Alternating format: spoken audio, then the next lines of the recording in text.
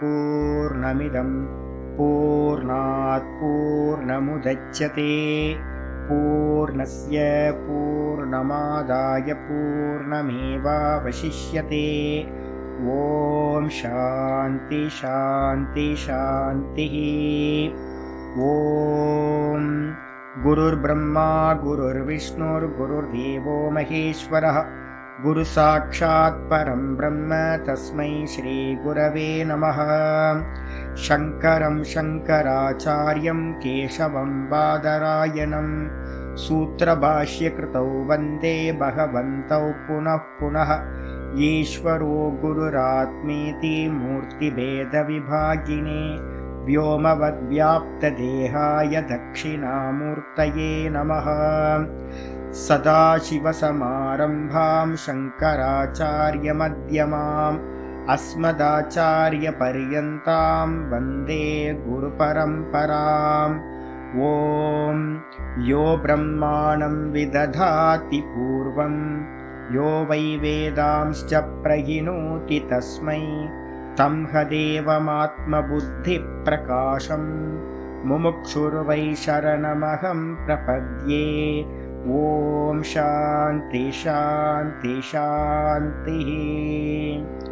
ॐ असतो मा सद्गमय तमसो मा ज्योतिर्गमय मृत्योर्मामृतं गमय। ॐ शान्ति शान्ति शान्तिः।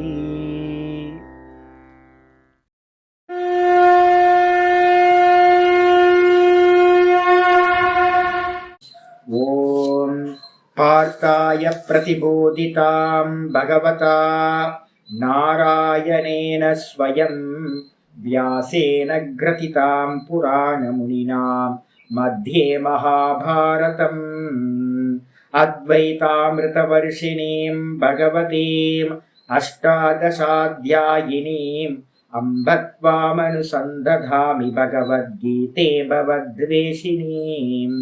नमोऽस्तु ते व्यासविशालबुद्धे पुल्लारविन्दायतपत्रनेत्र येन त्वया भारततैलपूर्णः प्रज्वालितो ज्ञानमयप्रदीपः प्रपन्नपारिजाताय स्तोत्रवेत्रैकपाणये ज्ञानमुद्राय कृष्णाय गीतामृतदुहे नमः। सर्वोपनिषदो गावः दोग्धा गोपालनन्दनः पार्थो वत्ससुधीर्भोक्ता दुग्धं गीतामृतं महत्। वसुदेवसुतं देवं कंसचाणूरमर्दनं देवकी परमानन्दं कृष्णं वन्दे जगद्गुरुम्। भीष्मद्रोणतटां जयद्रथजलां गान्धारनीलोत्पलां शल्यग्राहवती कृपेण वहनी कर्णेन वेलाकुलाम् अश्वत्थामविकर्णघोरमखरां दुर्योधनावर्तिनीं सोत्तीर्णा खलु पाण्डवैरननदीं कैवर्तककेशवः पाराशर्यवचः सरोजममलं गीतार्थगन्धोत्कटं नानाख्यानककेसरं हरिकथा सम्बोधनाभूतितम्। लोके सज्जनषट्पदैरहरः पेपीयमानं मुदा भूयाद्भारतपङ्कजं कलिमलं प्रध्वंसिनः श्रेयसे। मूकं करोति वाचालं पङ्गुं लङ्घयते गिरिं यत्कृपातमहं वन्दे परमानन्दमाधवम्।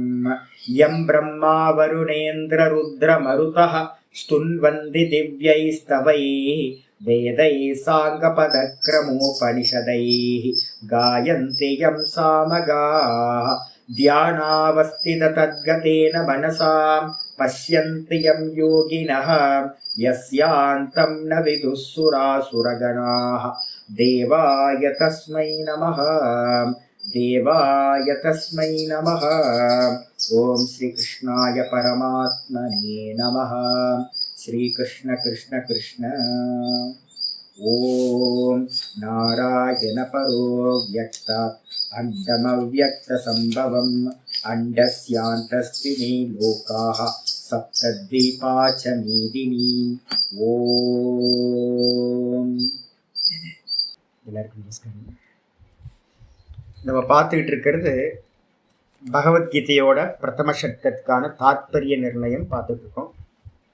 தாத்பரிய நிர்ணயத்தில் நேற்று என்ன பார்த்துருக்கோம், 5வது சாப்டரோட சம்பந்த பாஷ்யத்தை கொஞ்சம் பார்த்துருக்கோம். நேற்று சொல்லும் போதே 5வது சாப்டரோட பேர் பார்த்தீங்கன்னா கர்ம சந்நியாச யோகம். தலைப்பு பார்த்தீங்கன்னா ஹெட்டிங் தான் இருக்கு. அதுக்கு வாழ்க்கை முறை பார்த்தீங்கன்னா இந்த மொத்த 6 அத்தியாயத்திலையுமே 2 தான் லைஃப் ஸ்டைல். ஒன்று பிரவருத்தி மார்க்கம், ஒன்று நிவர்த்தி மார்க்கம். ஆச்சாரியர் பார்த்தீங்கன்னா நேற்று கீதா ஸ்லோகத்தை பார்த்தீங்கன்னா ஆச்சாரியர் சொல்லியிருக்காரு. என்னன்னு கேட்டிங்கன்னா, எங்க பார்த்தீங்கன்னா சந்நியாசம் இல்லையோ அந்த சந்நியாசம் இல்லாமல் பார்த்தீங்க, அந்த சந்நியாசம் பார்த்தீங்கன்னா யோகம் இல்லாமல் சம்பவிக்கவே சம்பவிக்காது. முக்கியமானது. அதே மாதிரி யோகத்தையும் சந்நியாசத்தையும் வேற வேறன்னு யாராவது எடுத்தாங்கன்னா அதுவும் தவறா போயிடும். கர்மயோகம்ன்றது பலத்தியாகம், இது ஃபர்ஸ்ட் ஸ்டெப்பு. அதே சந்நியாசம்ன்றது கர்மத்தியாகம், இது 2வது ஸ்டெப். அப்ப பலத்தியாகத்தை முதல்ல ஈஸியா பண்றதுக்காக தான் கர்மயோகம் வச்சிருக்கு. கர்மயோகத்தை நல்லா சக்சஸ் பண்ணாதான் என்ன ஆகும், பலத்தியாகத்தை பண்ணி பண்ணி பண்ணி உங்களுக்கு நல்ல அபியாசம் வந்ததுக்கு பிறகுதான் கர்மத்தை தியாகம் பண்ண முடியும் லிட்ரலா. அதுக்கப்புறம் நீங்க சிரவண மனனம் பண்ணாதான் கர்த்திருத்துவத்தையும் போக்திருத்துவத்தையும் தியாகம் பண்ண முடியும். வெளியில கர்ம பல தியாகம் பண்ணலாம், அதுக்கப்புறம் ஸ்தூலமான சந்நியாசத்தையும் வெளியில எடுத்துக்கலாம். இந்த 2மே ஸ்டெப்ஸ் தான். எதுக்கு அப்படின்னு கேட்டீங்கன்னா, உள்ளுக்குள்ளார புத்தியில இருக்கக்கூடிய கர்த்திருத்துவம் போக்திருத்துவத்தை நீக்கிறதுக்காக. போக்திருத்துவத்தோட சம்பந்தப்பட்டது கர்ம பலன், கர்த்திருத்துவத்தோட சம்பந்தப்பட்டது கர்மம். அப்ப பாத்தீங்கன்னா ஒருத்தர் முதல்ல ஈஸ்வரார்ப்பணம், எனக்கு பலன்ல எனக்கு இச்சை இல்லை, பகவான் என்ன கொடுக்குறாரோ அது கூட போதும் அப்படின்னும் போது போக்திருத்துவம் என்ன ஆகும், நியூட்ரலைஸ் ஆகும். முக்கியமானது அதான் கர்மயோகத்தோட சூக்ஷ்மம் எது அப்படின்னு கேட்டீங்கன்னா இதுதான். அப்போ போக்திருத்துவத்துல பாத்தீங்கன்னா நியூட்ரலைஸ் ஆக ஆக ஆக எது கிடைச்சாலும் நமக்கு என்ன வரும் அப்படின்னு கேட்டீங்கன்னா, மனசு சஞ்சலம் இல்லாம ஆகும். அதான் கர்மயோகத்தோட முக்கியமானது. எது நடந்தாலும் பரவாயில்ல, எல்லாம் நடக்கும் இந்த உலோகத்துல, எது நடந்தாலும் பரவாயில்ல அப்படின்னு ஈஸ்வரன் கொடுக்கிறார் அப்படின்னு வர வர வர போக்திருத்துவம் முக்கியமா கம்மியாயிட்டே போகும். எடுத்தோட போக்திருத்துவத்தை கர்மயோகம் பண்ணாம உங்களால அதை நீக்கவே முடியாது. அதுக்கு அடுத்தது கர்த்திருத்துவத்தை பார்த்தீங்கன்னா 2ஆ வச்சுங்க. கர்த்திருத்துவம் நீக்கணும்னா முதல்ல கர்மத்தை பார்த்தீங்கன்னா விட்டாதான் கர்த்திருத்துவம் நீங்கும். இப்போ நான் பார்த்தீங்கன்னா ஒரு ஆச்சாரிய ஸ்தானத்தில் இருக்கேன் அப்படின்னா நான் சில சமயம் சில பேரை ஹர்ட் பண்ணுற மாதிரி பேச வேண்டியிருக்கு. சில பேரை பார்த்தீங்க அப்படின்னா நல்லா ஸ்துதி பண்ண வேண்டியிருக்கு, பரவாயில்ல நல்லா பண்ணுறீங்க அப்படின்னு. அப்போ சில பேரை ஸ்துதி பண்ண வேண்டியிருக்கு, சில பேரை பார்த்தீங்கன்னா கடுமையாக பேச வேண்டியிருக்கு, தலையிலே குட்ட வேண்டியிருக்கு. ஏன் அப்படின்னு கேட்டிங்கன்னா, இந்த ரோல் பார்த்தீங்கன்னா ஆச்சாரியான்ற ஒரு ரோல். அந்த ரோலுக்கு பார்த்தீங்கன்னா சில சில விஷயங்கள் இருக்கு. அப்போ அது இருக்கிற வரைக்கும் சித்தத்தை விக்ஷேபப்படுத்திக்கிட்டே இருக்கும். அப்போ கர்த்திருத்துவத்துல பார்த்தீங்கன்னா கை வைக்கணும் அப்படின்னா கர்மத்தை லிட்ரலா விட்டாங்க. கர்த்திருத்துவத்தை விட்டுட்டீங்க அப்படின்னா என்ன ஆயிடும்னு கேட்டீங்கன்னா ஜீவன் முக்தன் தான். அப்போ அதனால ஸ்டெப்ஸ் பார்த்தீங்க அப்படின்னா கர்மயோகத்தினால போக்திருத்துவத்தை நியூட்ரலைஸ் பண்ணணும், கர்மத்தியாகம் சொல்லக்கூடிய சந்நியாசத்தினால கர்மத்தை விடணும் லிட்ரலா வெளியில.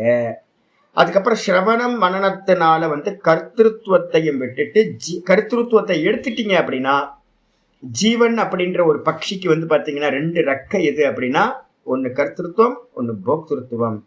இந்த 2த்தையும் எடுத்துட்டோம் அப்படின்னா சுத்த ஜீவன் ஒருத்தன் கிடைச்சிடும். அப்ப அதனால்தான் பார்த்தீங்கன்னா இந்த 2 முக்கியமான சாதனைகளா வச்சிருக்கு, பிரவருத்தி நிவர்த்தி அப்படின்னு. இந்த பிரவருத்தி நிவர்த்தியை சொல்றதுக்காக தான் பார்த்தீங்கன்னா நிறைய பேர் என்ன நினைச்சிட்டு இருக்காங்க, 5வது சாப்டர்ல இதே சொல்ற மனனத்துக்கான பிரக்கிரியா இது. இங்க கூட பார்த்தீங்கன்னா கர்மயோகத்தை தான் பார்த்தீங்கன்னா ஆச்சாரியார் என்ன பண்றார் சொல்றாரு. நிறைய பேர் நினைச்சுக்கிட்டு இருக்காங்க சாங்கியம் வேற, ஞான யோகம் வேற, கர்மயோகம் வேறன்னு. 2 வேற வேறலாம் இல்லப்பா. இது பார்த்தீங்கன்னா கர்மயோகமே பார்த்தீங்கன்னா first step, second step, third ஸ்டெப்ன்ற ஸ்டெப்ஸ்ல தான் டிஃப்ரெண்ட் ஒழிய ஒரே ஸ்டேர் கேஸ்ல இருக்க ஸ்டெப்ஸ் தான் சோப்பானம். இது வந்து பார்த்தீங்கன்னா சோப்பானம், மோட்ச மார்க்கத்தில் சோப்பானம் இது ஸ்டேர் கேஸ். அதனால வந்து பார்த்தீங்கன்னா இது தனி அது தனின்னு எடுத்துக்காதீங்க அப்படின்னு நேத்தெல்லாம் ஸ்லோகங்களில் வந்து பார்த்தீங்கன்னா கன்ஃபார்ம் பண்ணிட்டு, கர்மயோகத்துக்கான முக்கியமான ஸ்லோகங்களே எங்க இருக்கு அப்படின்னு கேட்டீங்கன்னா இந்த 5வது அத்தியாயத்தில் தான் கர்மயோகத்துக்கான முக்கியமான ஸ்லோகங்கள். கர்மயோகத்துக்கான முக்கியமான ஸ்லோகம் எது அப்படின்னு கேட்டீங்கன்னா 10வது ஸ்லோகம் வந்து பார்த்தீங்கன்னா 5வது அத்தியாயத்துல சொல்ற, பிரம்மன் யாதாய கர்மாணி சங்கம் தக்வா கரோத்தியக லிப்யத்தே நசபாப்பேன பத்மபத்திரம் இவாம்பசா. 5வது அத்தியாயத்துல 10வது, நம்ம 5வது அத்தியாயம் 6வது அத்தியாயம் தான் இன்னைக்கு பார்க்க போறோம். அப்ப 5வது அத்தியாயத்தை சொல்றதே பிரம்மணி ஆதாய அப்படின்னா ஈஸ்வரன் இடத்துல எல்லா கர்மம். பிரம்மம்னா இந்த இடத்துல சகுன ஈஸ்வரன். நல்ல ஈஸ்வரன் இடத்துல வந்து பார்த்தீங்கன்னா கர்மங்கள் எல்லாத்தையும் சமர்ப்பணம் பண்ணிட்டு, சமர்ப்பணம் பண்ணினதுக்கு பிறகு வந்து பார்த்தீங்கன்னா அவன் பார்த்துப்பான். அவ்வளவுதான், அவன் பார்த்துப்பான். என் வேலை வந்து பார்த்தீங்கன்னா கர்மம் பண்றது மட்டும்தான். என்ன பலன் கொடுக்கணுமோ அவன் கொடுக்கட்டும் அப்படின்னு வந்து பார்த்தீங்கன்னா பலன் மேல சங்கம் தெக்துவா. பலன் மேல வந்து பார்த்தீங்க அப்படின்னா சங்கம் தெக்துவா கரோத்தியக. எவன் கர்மத்தை பண்றானோ அவனுக்கு என்ன ஆகும் சுவாமி அப்படின்னா லிப்யத்தே நசபாப்பேன்னு.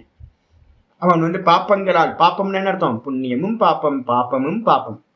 ஏன் அப்படின்னா ரெண்டுமே ஜென்மத்தை கொடுத்துரும்.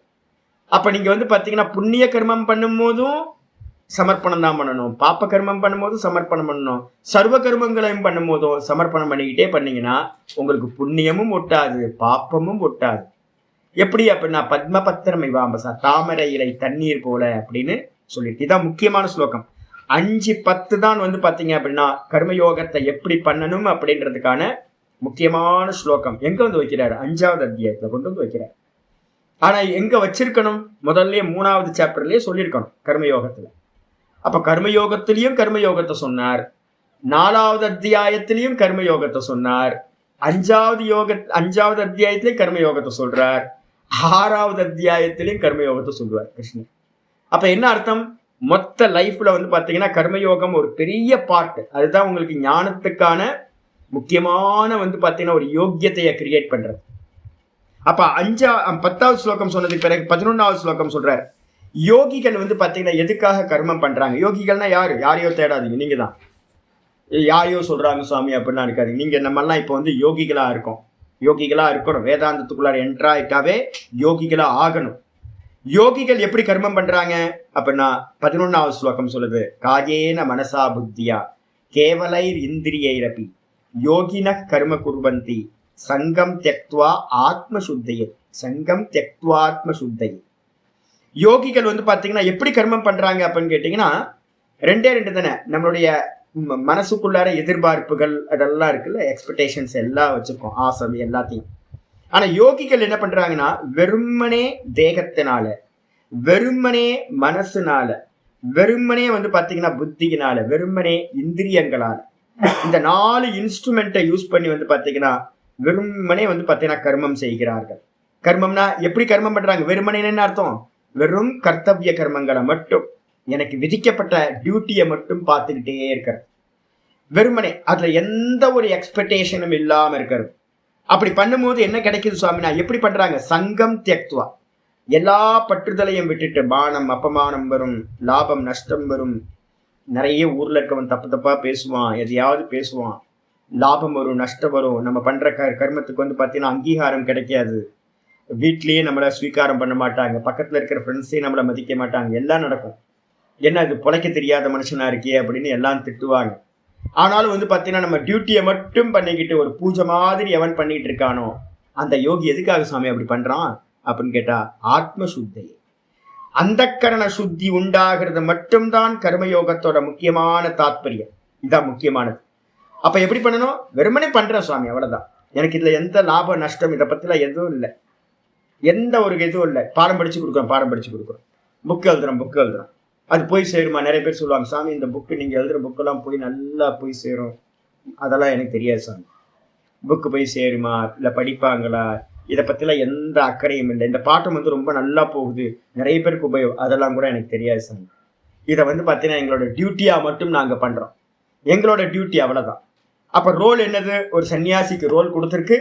அந்த ரோல் வந்து பார்த்தீங்கன்னா காலையிலேருந்து சாயந்தரம் வரைக்கும் வந்து பார்த்தீங்கன்னா அனுஷ்டானம் பண்ணுறதும் வெறும் சுவாத்தியாயத்தை பண்ணிக்கிட்டு இருக்கிறது, அவ்வளவுதான். நாய் குறைக்கிற வேலையை பண்ணுது, அதே மாதிரி சன்னியாசி வேலையை பண்றோம். இதுல வந்து பாத்தீங்கன்னா அடுத்த ஸ்டெப் வந்து பாத்தீங்கன்னா போகாம இருக்கும். அதனால என்ன லாபம்னு கேட்டீங்கன்னா மனசு வந்து பாத்தீங்கன்னா சமாதானமா இருக்கும்.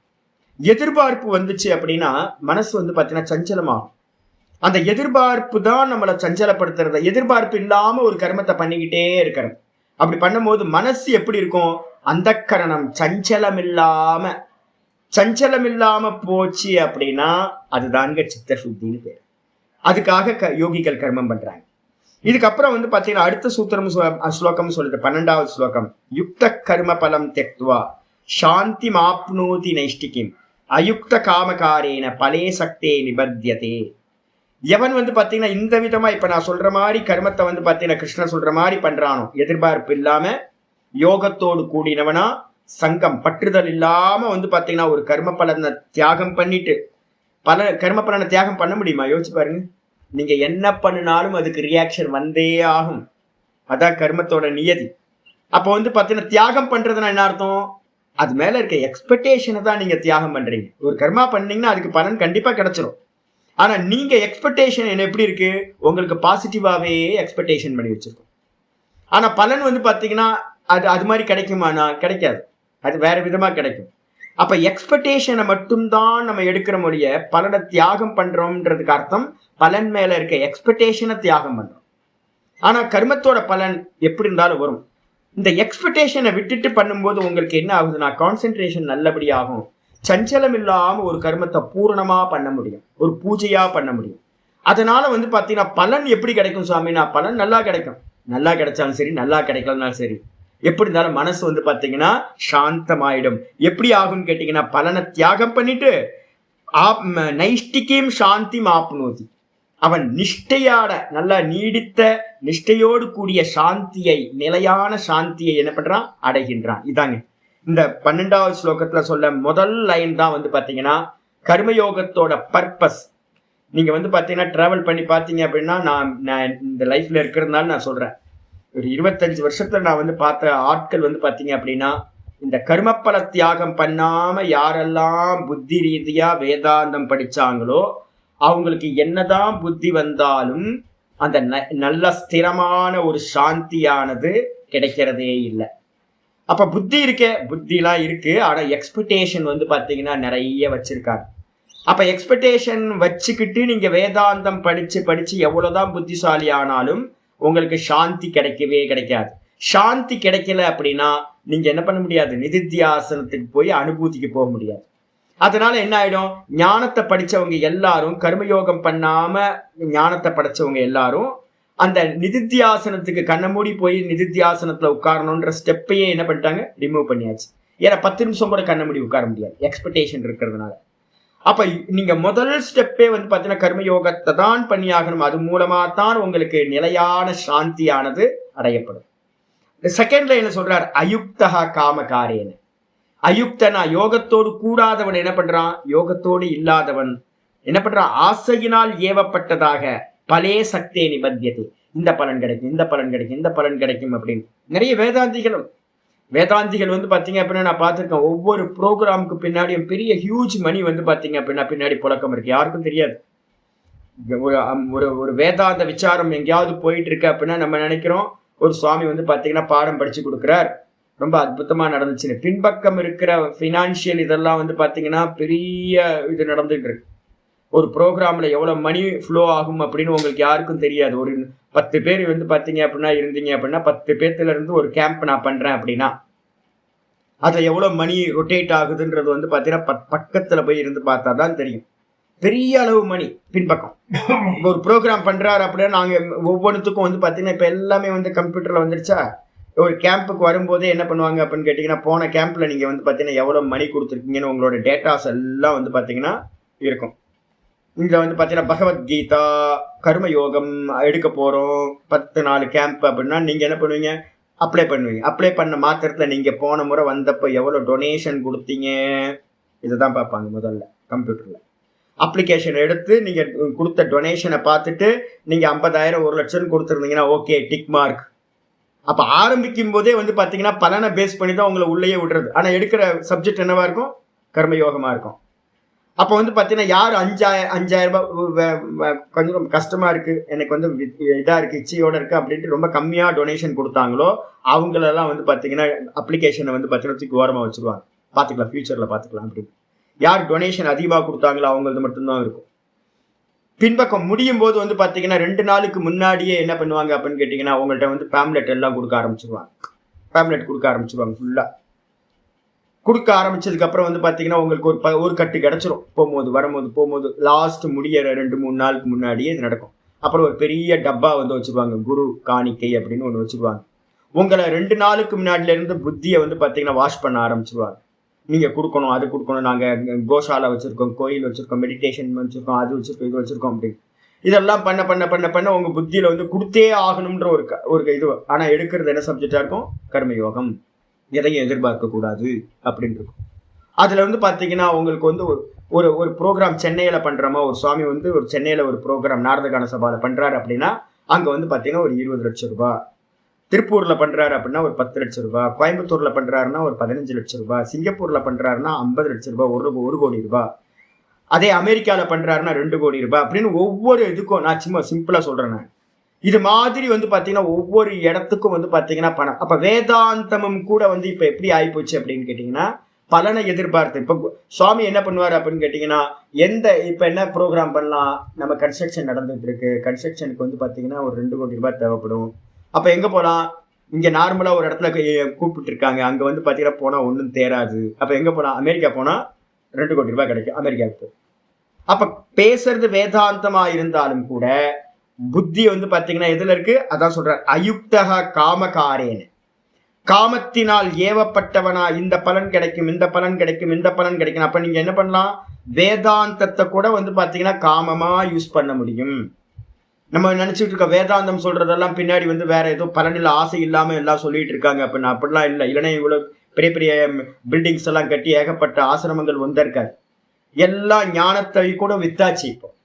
அப்போ அதனால ஆனால் ஞானம் வந்து பார்த்தீங்கன்னா அதுலேயும் ரொம்ப ஜென்யூனாக இருந்தால் மட்டும்தான் கர்ம பலனால பற்றுதல் அடையாமல் இருப்பான். முக்கியமாக புரிஞ்சுக்கணும். 12வது ஸ்லோகத்தில் 2வது சொல்லியாச்சு. சொன்னதுக்கு பிறகு வந்து பார்த்தீங்கன்னா இந்த ஞான யோகத்துக்கு வந்து பார்த்தீங்கன்னா முக்கியமான ஸ்லோகம் வந்து பார்த்தீங்கன்னா சொல்றாரு, ஈஸ்வரனே அப்படிதாங்க பண்றாரு. நம்ம எல்லாம் ஏன் பண்ணணும் தெரியுங்களா? ஈஸ்வரன் வந்து பார்த்தீங்கன்னா கிருஷ்ண பரமாத்மா தான் நம்ம கையை பிடிச்சி கூட்டு போறாரு. அவர் என்ன பண்றாரு அப்படின்னா 14வது ஸ்லோகம் வந்து பார்த்தீங்கன்னா சொல்லுது, ந கர்த்திருவம் ந கர்மாணி லோகஸ்ய சிருஜதி பிரபு. ஈஸ்வரன் இருக்காரே பிரபு, நம்ம பிரபு வந்து பார்த்தீங்கன்னா கிருஷ்ண பரமாத்மா இருக்காரே, ஸ்ரீமன் நாராயணன் இருக்காரே, அவர் வந்து பார்த்தீங்கன்னா ந கர்த்திருவம் ந கர்மாணி, கர்த்திருவத்தையும் அவர் படைக்கவில்லை, கர்மத்தையும் அவர் படைக்கவில்லை. அஜ்ஞானத்தினால நம்ம என்ன பண்ணிட்டோம்? நான் கர்த்தா அப்படின்னு நான் நினைச்சுக்கிட்டு நான் போக்தா அப்படின்னு போகம் பண்ணிக்கிட்டு இருக்கோம், ஆசைப்பட்டு. ந கர்மபல சஞ்யோகம், அவர் வந்து கர்ம பலனை கூட்டி வைக்கிறதும் அவர் இல்லை. அவர் கர்மத்தையும் படைக்கல, கர்த்திருவத்தையும் படைக்கல. கர்மபல சஞ்யோகம் சொல்லக்கூடியது, கர்மபல தாத்தான்னு நம்ம சொல்லிட்டு இருக்கோம், கர்ம பலன்களை கொடுப்பவர் அப்படின்னு. அந்த காரியத்தையும் அவர் வந்து பார்த்தீங்கன்னா பண்றதில்லை. அப்ப யாருப்பா பண்றா இதெல்லாம்? அப்ப நான் இந்த மேஜிக் என்ன பண்றது அப்படின்னு கேட்டீங்கன்னா எது மேஜிக்? எது மாயா. சுபாவஸ்து பிரவர்த்ததே, இருக்கிற தத்துவம் பிரம்ம தத்துவமா இருக்கு. நான்ன்றது வந்து பார்த்தீங்கன்னா சதா நானா இருக்கு. நானுக்கு மேல கர்த்திருவமோ நானுக்கு மேல போக்திருத்துவமோ ஈஸ்வரன் பலன் கொடுக்கிறார், எனக்கு வேறா இருக்கார் அப்படின்றதோ இது எல்லாம் வந்து பார்த்தீங்கன்னா மாயையினால உண்டானது. நடந்துகிட்டு இருக்கிறது எல்லாம் மாயையோட காரியம். சுபாவஸ்து பிரவர்த்ததே அப்படின்னா சுபாவம்ன்றதுக்கு அர்த்தம் மாயா. அந்த மாயை தான் வந்து பார்த்தீங்கன்னா எல்லாத்தையும் பண்ணுது. இதுல நான் பார்ப்பவன் அப்படின்னு இல்லாம நான் என்ன பண்ணிட்டேன், இந்த லோகத்தை மாயாமயமான லோகத்தை சத்தியம் நினைச்சு மயங்கி கர்த்திருவம் போக்திருத்துவத்தை எடுத்து தலைக்கு மேல போட்டு சம்சாரி ஆயிருக்கேன். அப்ப வந்து பகவான் படைக்கல இதை எதுவுமே. நாதத்தே கஸ்யசித் பாப்பம் 15வது ஸ்லோகம் சொல்றார், நாதத்தே கஸ்யசித் பாப்பம் நச்சைவ சுக்ருதம் விபு அஜ்ஞானேன ஆவிருத்தம் ஞானம் தேன முஹ்யந்தி ஜந்தவா. ரொம்ப தெளிவா சொல்றார்.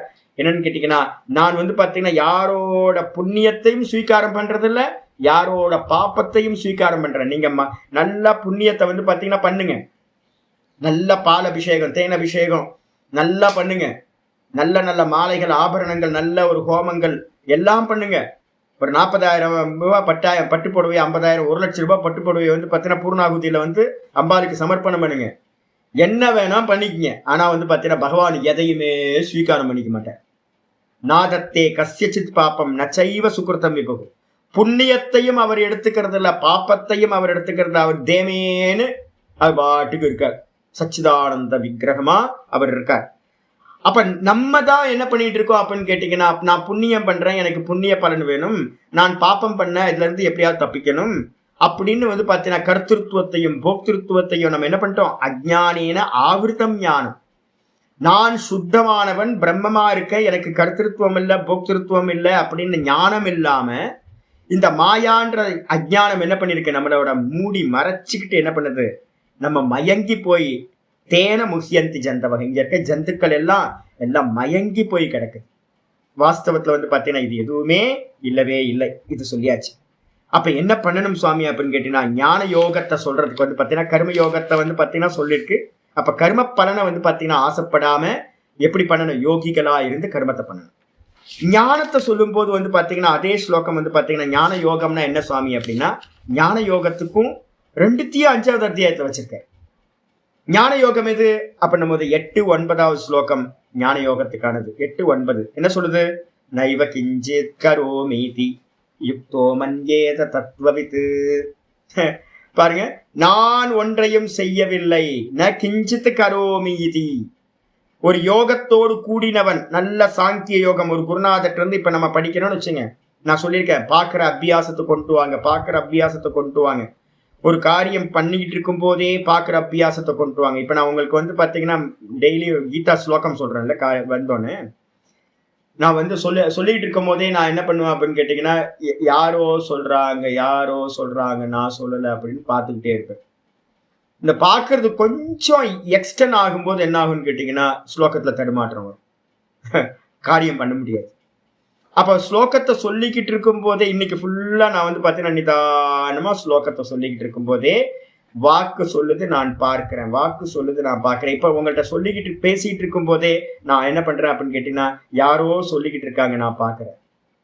யாரோ ஒரு கேரக்டர், இப்போ வந்து பார்த்தீங்கன்னா யாரோ ஒரு கேரக்டர் வந்து பார்த்தீங்கன்னா பாடம் கேட்டுக்கிட்டு இருக்கு, அருணோ இல்லை வசந்தி அம்மாவோ யாரோ ஒருத்தர் வந்து பார்த்தீங்கன்னா கீதாவோ யாரோ ஒருத்தர் பிரசாத்தோ பாடம் கேட்டுட்டு இருக்காங்க. அதே மாதிரி வந்து பார்த்தீங்கன்னா இந்த பரமஹம்சானந்தான்ற கேரக்டரும் சொல்லிக்கிட்டு இருக்கு.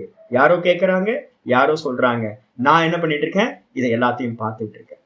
இந்த பார்த்துக்கிட்டு இருக்க அபியாசம் வரும்போது என்ன வந்துடும், ந கிஞ்சித்து கரோமீதி. இந்த பார்க்கிறவன்லயே நீங்க நிக்க ஆரம்பிச்சீங்கன்னா நான் எதையும் செய்யவில்லை, ந கிஞ்சித்து நைவ கிஞ்சித்து கரோமீதி. 8வது ஸ்லோகம் ரொம்ப தெளிவா சொல்லுது, எந்த ஒன்றையும் நான் செய்யவில்லை அப்படின்னு யார் நினைக்கிறா, யுக்தோ மன்யேத தத்துவவி, தத்துவத்தை அறிந்தவன், நான் திரஷ்டா இது எல்லாம் திருஷ்யம் அப்படின்னு அறிந்தவன் என்ன பண்றான், யுக்தன். யுக்தன்னா யோகத்தோடு கூடினவன். என்ன யோகம் சுவாமி, கான்சென்ட்ரேஷன் தான், ஃபோக்கஸ் பண்றது தான். நான் அப்படின்றத ஃபோக்கஸ் பண்ணிக்கிட்டு மற்றதெல்லாம் ஆப்ஜெக்ட் பண்ணிக்கிட்டே இருந்தோம் அப்படின்னா நல்ல தெளிவா ஒரு ஞானம் உண்டாகும். நான் எதையும் செய்யவில்லை, நடந்துகிட்டு இருக்கு. இவர் வந்து சிவானந்த சுவாமி சொல்றாரு, ஞானத்துக்கு முன்னாடியும் ஞானத்துக்கு பின்னாடியும் உங்களோட நிலைமை என்ன அப்படின்னு. முன்னாடி நான் வந்து பார்த்தீங்கன்னா கங்கையில இருந்து தண்ணியை நான் கொண்டுட்டு வந்துட்டு இருந்தேன். காட்டுல போய் மரத்தை வெட்டி கிச்சனுக்கு தேவையான மரக்கட்டைகள்லாம் நான் கொண்டு வந்துட்டு இருந்தேன் அடுப்பெரிக்கிறதுக்கு. இப்ப ஞானத்துக்கு பிறகு என்ன நடந்ததுன்னா, கங்கை தண்ணி கொண்டு வரப்படுகிறது, மரக்கட்டை வந்து வெட்டி கொண்டு வரப்படுகிறது. அப்ப என்ன அர்த்தம், கர்த்திருவம் வந்து அங்கிருந்து போயிடுச்சு. ஞானத்துக்கு முன்னாடியும் பின்னாடியும் நான் பண்றேன்றது ஞானத்துக்கு முன்னாடி கர்த்திருவம் இருக்கும். ஞானத்துக்கு பின்னாடி என்ன அப்படின்னு கேட்டீங்கன்னா, நான் கர்த்தா இல்லை, நான் திரஷ்டா, பார்ப்பவன், நான் ஒன்றையும் செய்யவில்லை அப்படின்ற நிலை தான் ஞானத்தோட நிலை. சரி, அது வந்து வெளியில மட்டுமா சுவாமி அப்படின்னா, வெளியில மட்டும் இல்லை. நான் இதான் சொன்னேன், பார்க்கிற அபியாசத்தை நல்லா கொண்டு வாங்க. எப்படி சுவாமி அப்படின்னா, பஷ்யன் ஸ்ருண்வன் ஸ்பிருஷன் ஜிஹ்ரன் அஷ்ணன் கச்சன் ஸ்வபன் ஸ்வசன் பிரலபன் விஸ்ருஜன் கிருண்ணன் உன்மிஷன் நிமிஷன் நபி இந்திரியானீந்திரியார்த்தேஷு வர்த்தந்த இதி தாரயன். ரொம்ப தெளிவா வந்து பாத்தீங்கன்னா இந்த தத்துவத்தை அறிந்தவன் மெதுவா என்ன பண்றான், ஆப்ஜெக்ட் பண்ணிக்கிட்டே போறான். ஆப்ஜெக்ட் பண்ணும்போது நான் திரஷ்டா. யாரு திரஷ்டா, ஒரே ஒரு தான். நான் ஆத்ம விவேகத்தோட ஸ்லோகம் ஒன்று சொல்லியிருக்கேன் பாத்தீங்களா, ஆச்சாரியரோட கிரந்தம். திருஷ்யம் சர்வம் அனாத்மா சியாத் திருகேவ ஆத்மா விவேகின. யாரு திரஷ்டாவோ அவன்தான் ஆத்மா, மற்றதெல்லாம் திருஷ்யம். அப்ப எல்லாத்தையும் நம்ம என்ன பண்ணணும், திரஷ்டாவா இருந்து பார்த்துக்கிட்டே இருக்கணும். பார்த்துக்கிட்டு இருக்கும்போது உங்களுக்கு மெதுவா நிபுணத்தன்மை வரும். நான் தான் சொல்லுவேன், இன்னைக்கு காலையில் நான் வந்து ஒரு மருந்து குடிக்கிறேன், ஒரு டீ குடிக்கிறேன், ஒரு காஃபி குடிக்கிறேன், இதெல்லாம் பண்றனோ மெதுவா ஸ்டார்ட் பண்ணும் போதே என் மனசு ரொம்ப சாந்தமா இருக்குமா. ஒரு ஜபத்தை பண்ணிட்டு வந்து மெதுவா வந்து பார்த்தீங்கன்னா யாரு குடிக்கிறா நான் பார்க்குறேன், நான் குடிக்கிறேன். மருந்து சாப்பிடும் போதும் நான் யார் மருந்து எடுத்துக்கிறா, நான் மருந்து எடுத்துக்கிட்டு இருக்கேன், யார் இமைக்கிறா, யார் சுவாசிக்கிறா அப்படின்னு எல்லாத்தையும், அதாவது இங்க சொல்லுது பஷ்யன் பார்த்தலையும், சுண்வன் கேட்டலையும், ஸ்பிருஷன் தொடுதலையும், ஜிஹ்ரன் ஸ்மெல் பண்றதையும், அஷ்ணன் சாப்பிட்றதையும், கச்சன்னா கருமேந்திரியம் போறதையும் நடந்து போறதையும், ஸ்வபன் தூங்குறதையும், ஸ்வஷன் சுவாசிக்கிறதையும், பிரலபன் பேசுறதையும், விசிருஜன் மலத்தியாகம் மூத்திரத்தியாகம் பண்றதையும், கிருண்ணன் கைகளால் எதையும் எடுக்கிறதையும், உன்மிஷன் நிமிஷன் நல்ல கண்களை எமைச்சிறதையும், இந்த எல்லாத்திலையும் வந்து பாத்தீங்கன்னா என்ன பண்றான், ஆப்ஜெக்ட் பண்ண ஆரம்பிச்சு இது எல்லாம் வந்து பாத்தீங்க அப்படின்னா என்னது, இந்திரியார்த்தேஷு வர்த்தந்தே குணா குணேஷு வர்த்தந்தே. ஞாபகம் இருக்கா, ஒரு ஸ்லோகம் சொல்லியிருக்கோம் 3:29 ஒரு ஸ்லோகம் சொல்லியிருக்கோம். குணா குணேஷு வர்த்தந்தே இதி மத்வான சஜ்ஜதே. ஞானத்தோட ஸ்லோகம் வந்து பாத்தீங்கன்னா அப்படியே இந்த வார்த்தையில இங்க இருக்கும். 3வது அத்தியாயத்துல வந்து பாத்தீங்கன்னா ஒரு ஸ்லோகம் 39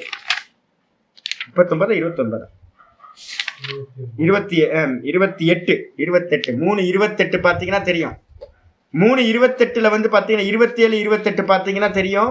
நல்லா வந்து பாத்தீங்கன்னா நம்ம எல்லாம் என்ன பண்ணிட்டு இருக்கோம், நான் பண்றேன், நான் சுவாசிக்கிறேன், நான் கண்ணி அமைக்கிறேன், நான் பண்றேன் நம்ம சொல்றோம். அகங்கார விமூடாத்மா கர்த்தா அகமிதி மன்யதே. அதே நேரத்தில் தத்துவத்தை அறிந்தவன் என்ன பண்றான்னு கேட்டீங்கன்னா குணா குணேஷு வர்த்தந்தே இதிமத்வான சஜ்ஜதே.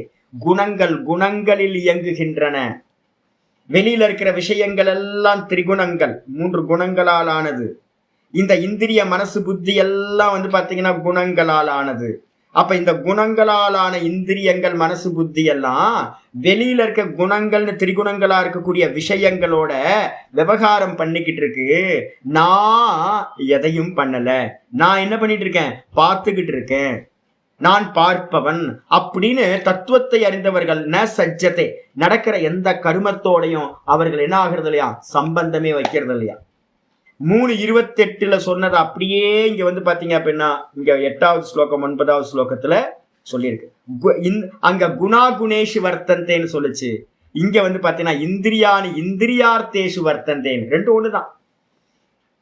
இந்திரிய விஷயங்களில் ஈடுபடுகின்றன, காரியம் நடந்துகிட்டு இருக்கு, மாயா காரியம் பண்ணிட்டு இருக்கு. காரியமும் பொய், மாயா காரியம். அப்ப நடக்கவே இல்லை, எந்த காரியமும் நடக்கவே இல்லை அப்படின்னு வந்து பாத்தீங்கன்னா இதி தாரையன், இந்த விதமா தாரணை செய்தல், இதான் ஞானம். இதேதான் வந்து பாத்தீங்க அப்படின்னா நம்ம என்ன பண்ணிருக்கோம், 4:18 பாத்தீங்கன்னா உங்களுக்கு தெரியும். 4:18 பார்த்தோம், முக்கியமான ஸ்லோகம் 4:18 பார்த்திருக்கோம். அதுதான் வந்து பாத்தீங்கன்னா ஞானம் அப்படின்னா அதுதான் ஞானம். எந்த ஞானம் சுவாமி 18 சொல்லியிருக்கு அப்படின்னா கர்மன் யகர்ம யஹ் பஷ்யேத் அகர்மணி ச கர்மய ச புத்திமான் மனுஷ்யேஷு ச யுக்த கிருஷ்ண கர்ம கிருத்துன்னு சொல்லியிருக்கு. ஞானம் எல்லாமே ஒன்னே ஒண்ணுதான். என்ன அப்படின்னு கேட்டீங்கன்னா கர்மம் நடந்துகிட்டு இருக்கும் போதும் நான் பார்க்கிறேன், நான் பேசுறேன், எல்லா கர்மங்களும் இந்த இந்திரியங்கள் பண்ணிக்கிட்டு இருக்கும் போது கூட நான் எதையும் செய்யவில்லை அப்படின்னு ஒருத்தன் பார்க்கறான். இதான் ஞானம். நடந்துகிட்டு இருக்கும் போதே நான் பார்ப்பவன் அப்படின்னு கருமணி அகர்ம எஃபஷ்ய. கர்மம் நடந்துகிட்டு இருக்கு, எங்க நடக்குதுன்னா நான் பண்ணல, நான் அகர்த்தா. விஷயங்கள்ல கர்மம் நடந்துகிட்டு இருக்கு, அது மாயா காரியம், நான் செய்யவில்லை, நான் பார்த்து கொண்டிருக்கிறேன். பார்ப்பவன் வந்து பாத்தீங்கன்னா அது கர்மம் இல்லை, வெறும் பிரகாசம். அந்த 18வது ஸ்லோகத்துல இருக்கிறது தான் ஞானம். அதேதான் வந்து பாத்தீங்கன்னா இங்க 8-9 சொல்லப்பட்டிருக்கு 5வது அத்தியாயத்துல. இந்த விதமா வந்து பாத்தீங்கன்னா தாரணம் பண்றதுதான் ஞானம். அதுக்கப்புறம் 13வது ஸ்லோகமும் வந்து பாத்தீங்கன்னா ஞானத்தையே சொல்லுது. 13வது ஸ்லோகம் வந்து பாத்தீங்க அப்படின்னா ஞான யோகத்துக்கான விஷயத்த சொல்லுது. சர்வ கர்மாணி மனசா, என்ன பண்ணணும் சாமி, மனசுனால, இப்ப நான் சொல்ற மாதிரி புத்தியினால புரிஞ்சுக்கணும். மனசுனா புத்தி. சர்வ கர்மாணி மனசா சன்யஸ்யாஸ்தே சுகம் வசி நவத்வாரே புரே தேஹி நைவ குர்வன்ன காரயன். நல்லா பிரிச்சு எழுதிக்கலாம். 5வது அத்தியாயத்துல 10, 11, 12 வந்து பாத்தீங்கன்னா கர்மயோகம். ஞான யோகம் வந்து பாத்தீங்க அப்படின்னா 5வது அத்தியாயத்துல 8, 9, 13 ஞான யோகத்துக்கானதாக இருக்கு. 13வது ஸ்லோகம் என்ன சொல்லுது? இப்ப நான் உங்களுக்கு இப்ப சொல்றேன்ல, திரஷ்டாவா இருந்துகிட்டு விஷயங்களை ஆப்ஜெக்ட் பண்ணீங்கன்னா கண்ணு ரூபத்தை பார்க்குது, காது சப்தத்தை கேட்குது. அதை நான் என்ன பண்றேன்? அதை நான் பார்த்துக்கிட்டு இருக்கேன். காது கேட்குதுன்றதை நான் பார்க்கிறேன், கண்ணு பார்க்குதுன்றதை நான் பார்க்கிறேன், மூக்கு ஸ்மெல் பண்றதுன்றதை நான் அறிகிறேன். ஒவ்வொருத்தையும் மனசு சஞ்சலமா இருக்குன்றதை அறிகிறேன், மனசு நல்லா சாஃப்டா சாந்தமா இருக்குன்றதை அறிகிறேன், புத்தி ரொம்ப பிரைட்டா இருக்குன்றதை அறிகிறேன். அப்ப நான் யார்? அப்ப நான் அறிபவன் மட்டும்தான், நான் வெறும் திரஷ்டா. இந்த ஞானத்தை எடுத்துக்கிட்டு என்ன பண்ணணும் அப்படின்னு கேட்டீங்கன்னா, சர்வ கர்மாணி மனசா.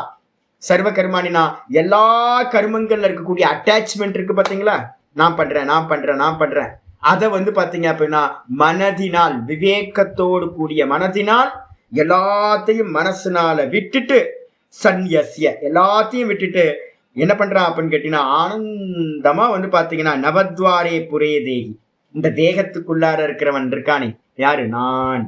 இந்த நான் எப்படி இருக்கான் அப்படின்னு கேட்டீங்கன்னா சுகம் வசி, நல்லா வந்து பாத்தீங்கன்னா சுகமா வந்து பாத்தீங்கன்னா வசிப்பவன் அந்த தேகத்துல சுகமா வசிக்கிறான். அப்ப என்ன அர்த்தம்? இந்த தேகத்துல பண்ற எந்த கர்மத்தோடையும் அவனுக்கு என்னது? எமைக்கிறது, சாப்பிடுறது, போறது, எதோடையும் அவனுக்கு சம்பந்தம் இல்லாம. அப்படி ஆனவன் என்ன பண்றான்? அப்ப உள்ளுக்குள்ளார இந்த அளவுக்கு பார்வை வந்து பாத்தீங்கன்னா திருடமாயிடுச்சு அப்படின்னா, ஞானம் வந்துருச்சு அப்படின்னா, நைவ குருவன் நான் காரையன்.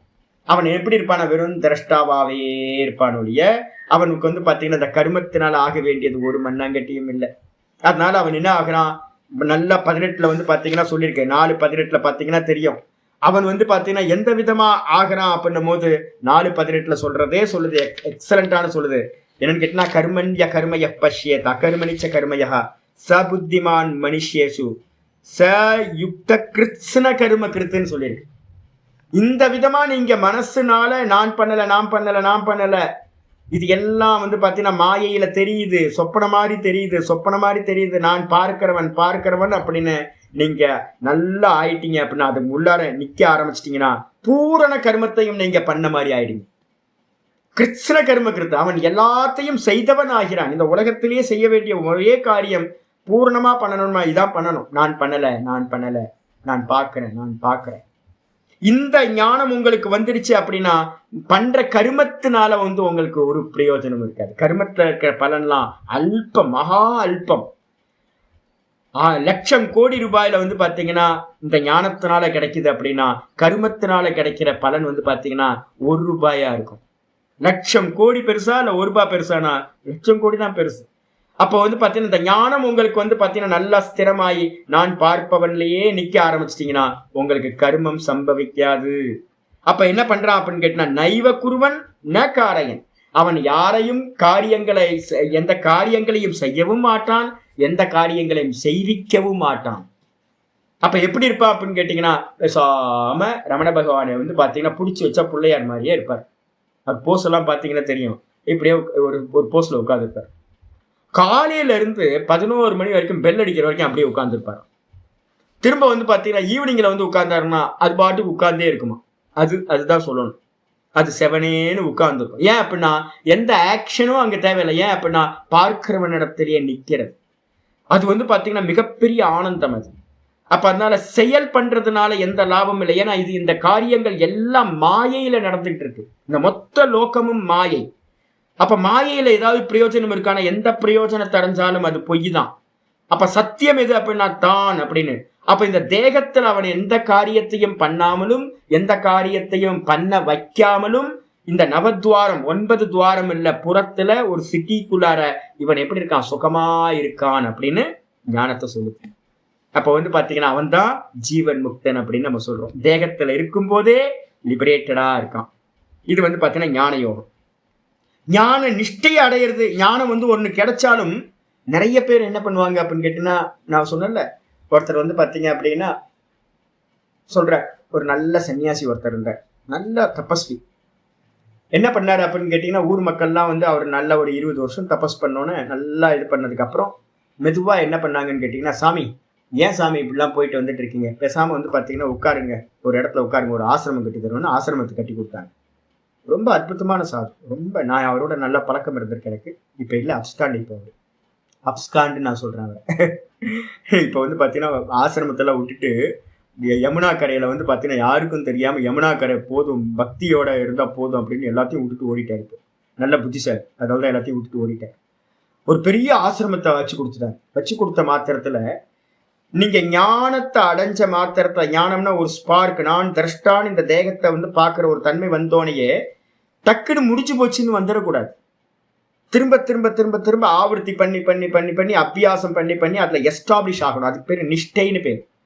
அந்த நிஷ்டையை சம்பாதிக்காம அறகுறையா நீங்க வந்து பாத்தீங்கன்னா ஆயிடுச்சு முடிஞ்சு போச்சு அப்படின்னு வெளியில வந்தீங்கன்னா, ஒரு ஆசிரமம் அது இது அப்படின்னு விவகாரத்துல போனீங்க அப்படின்னா நிஷ்டை கைகூடாது.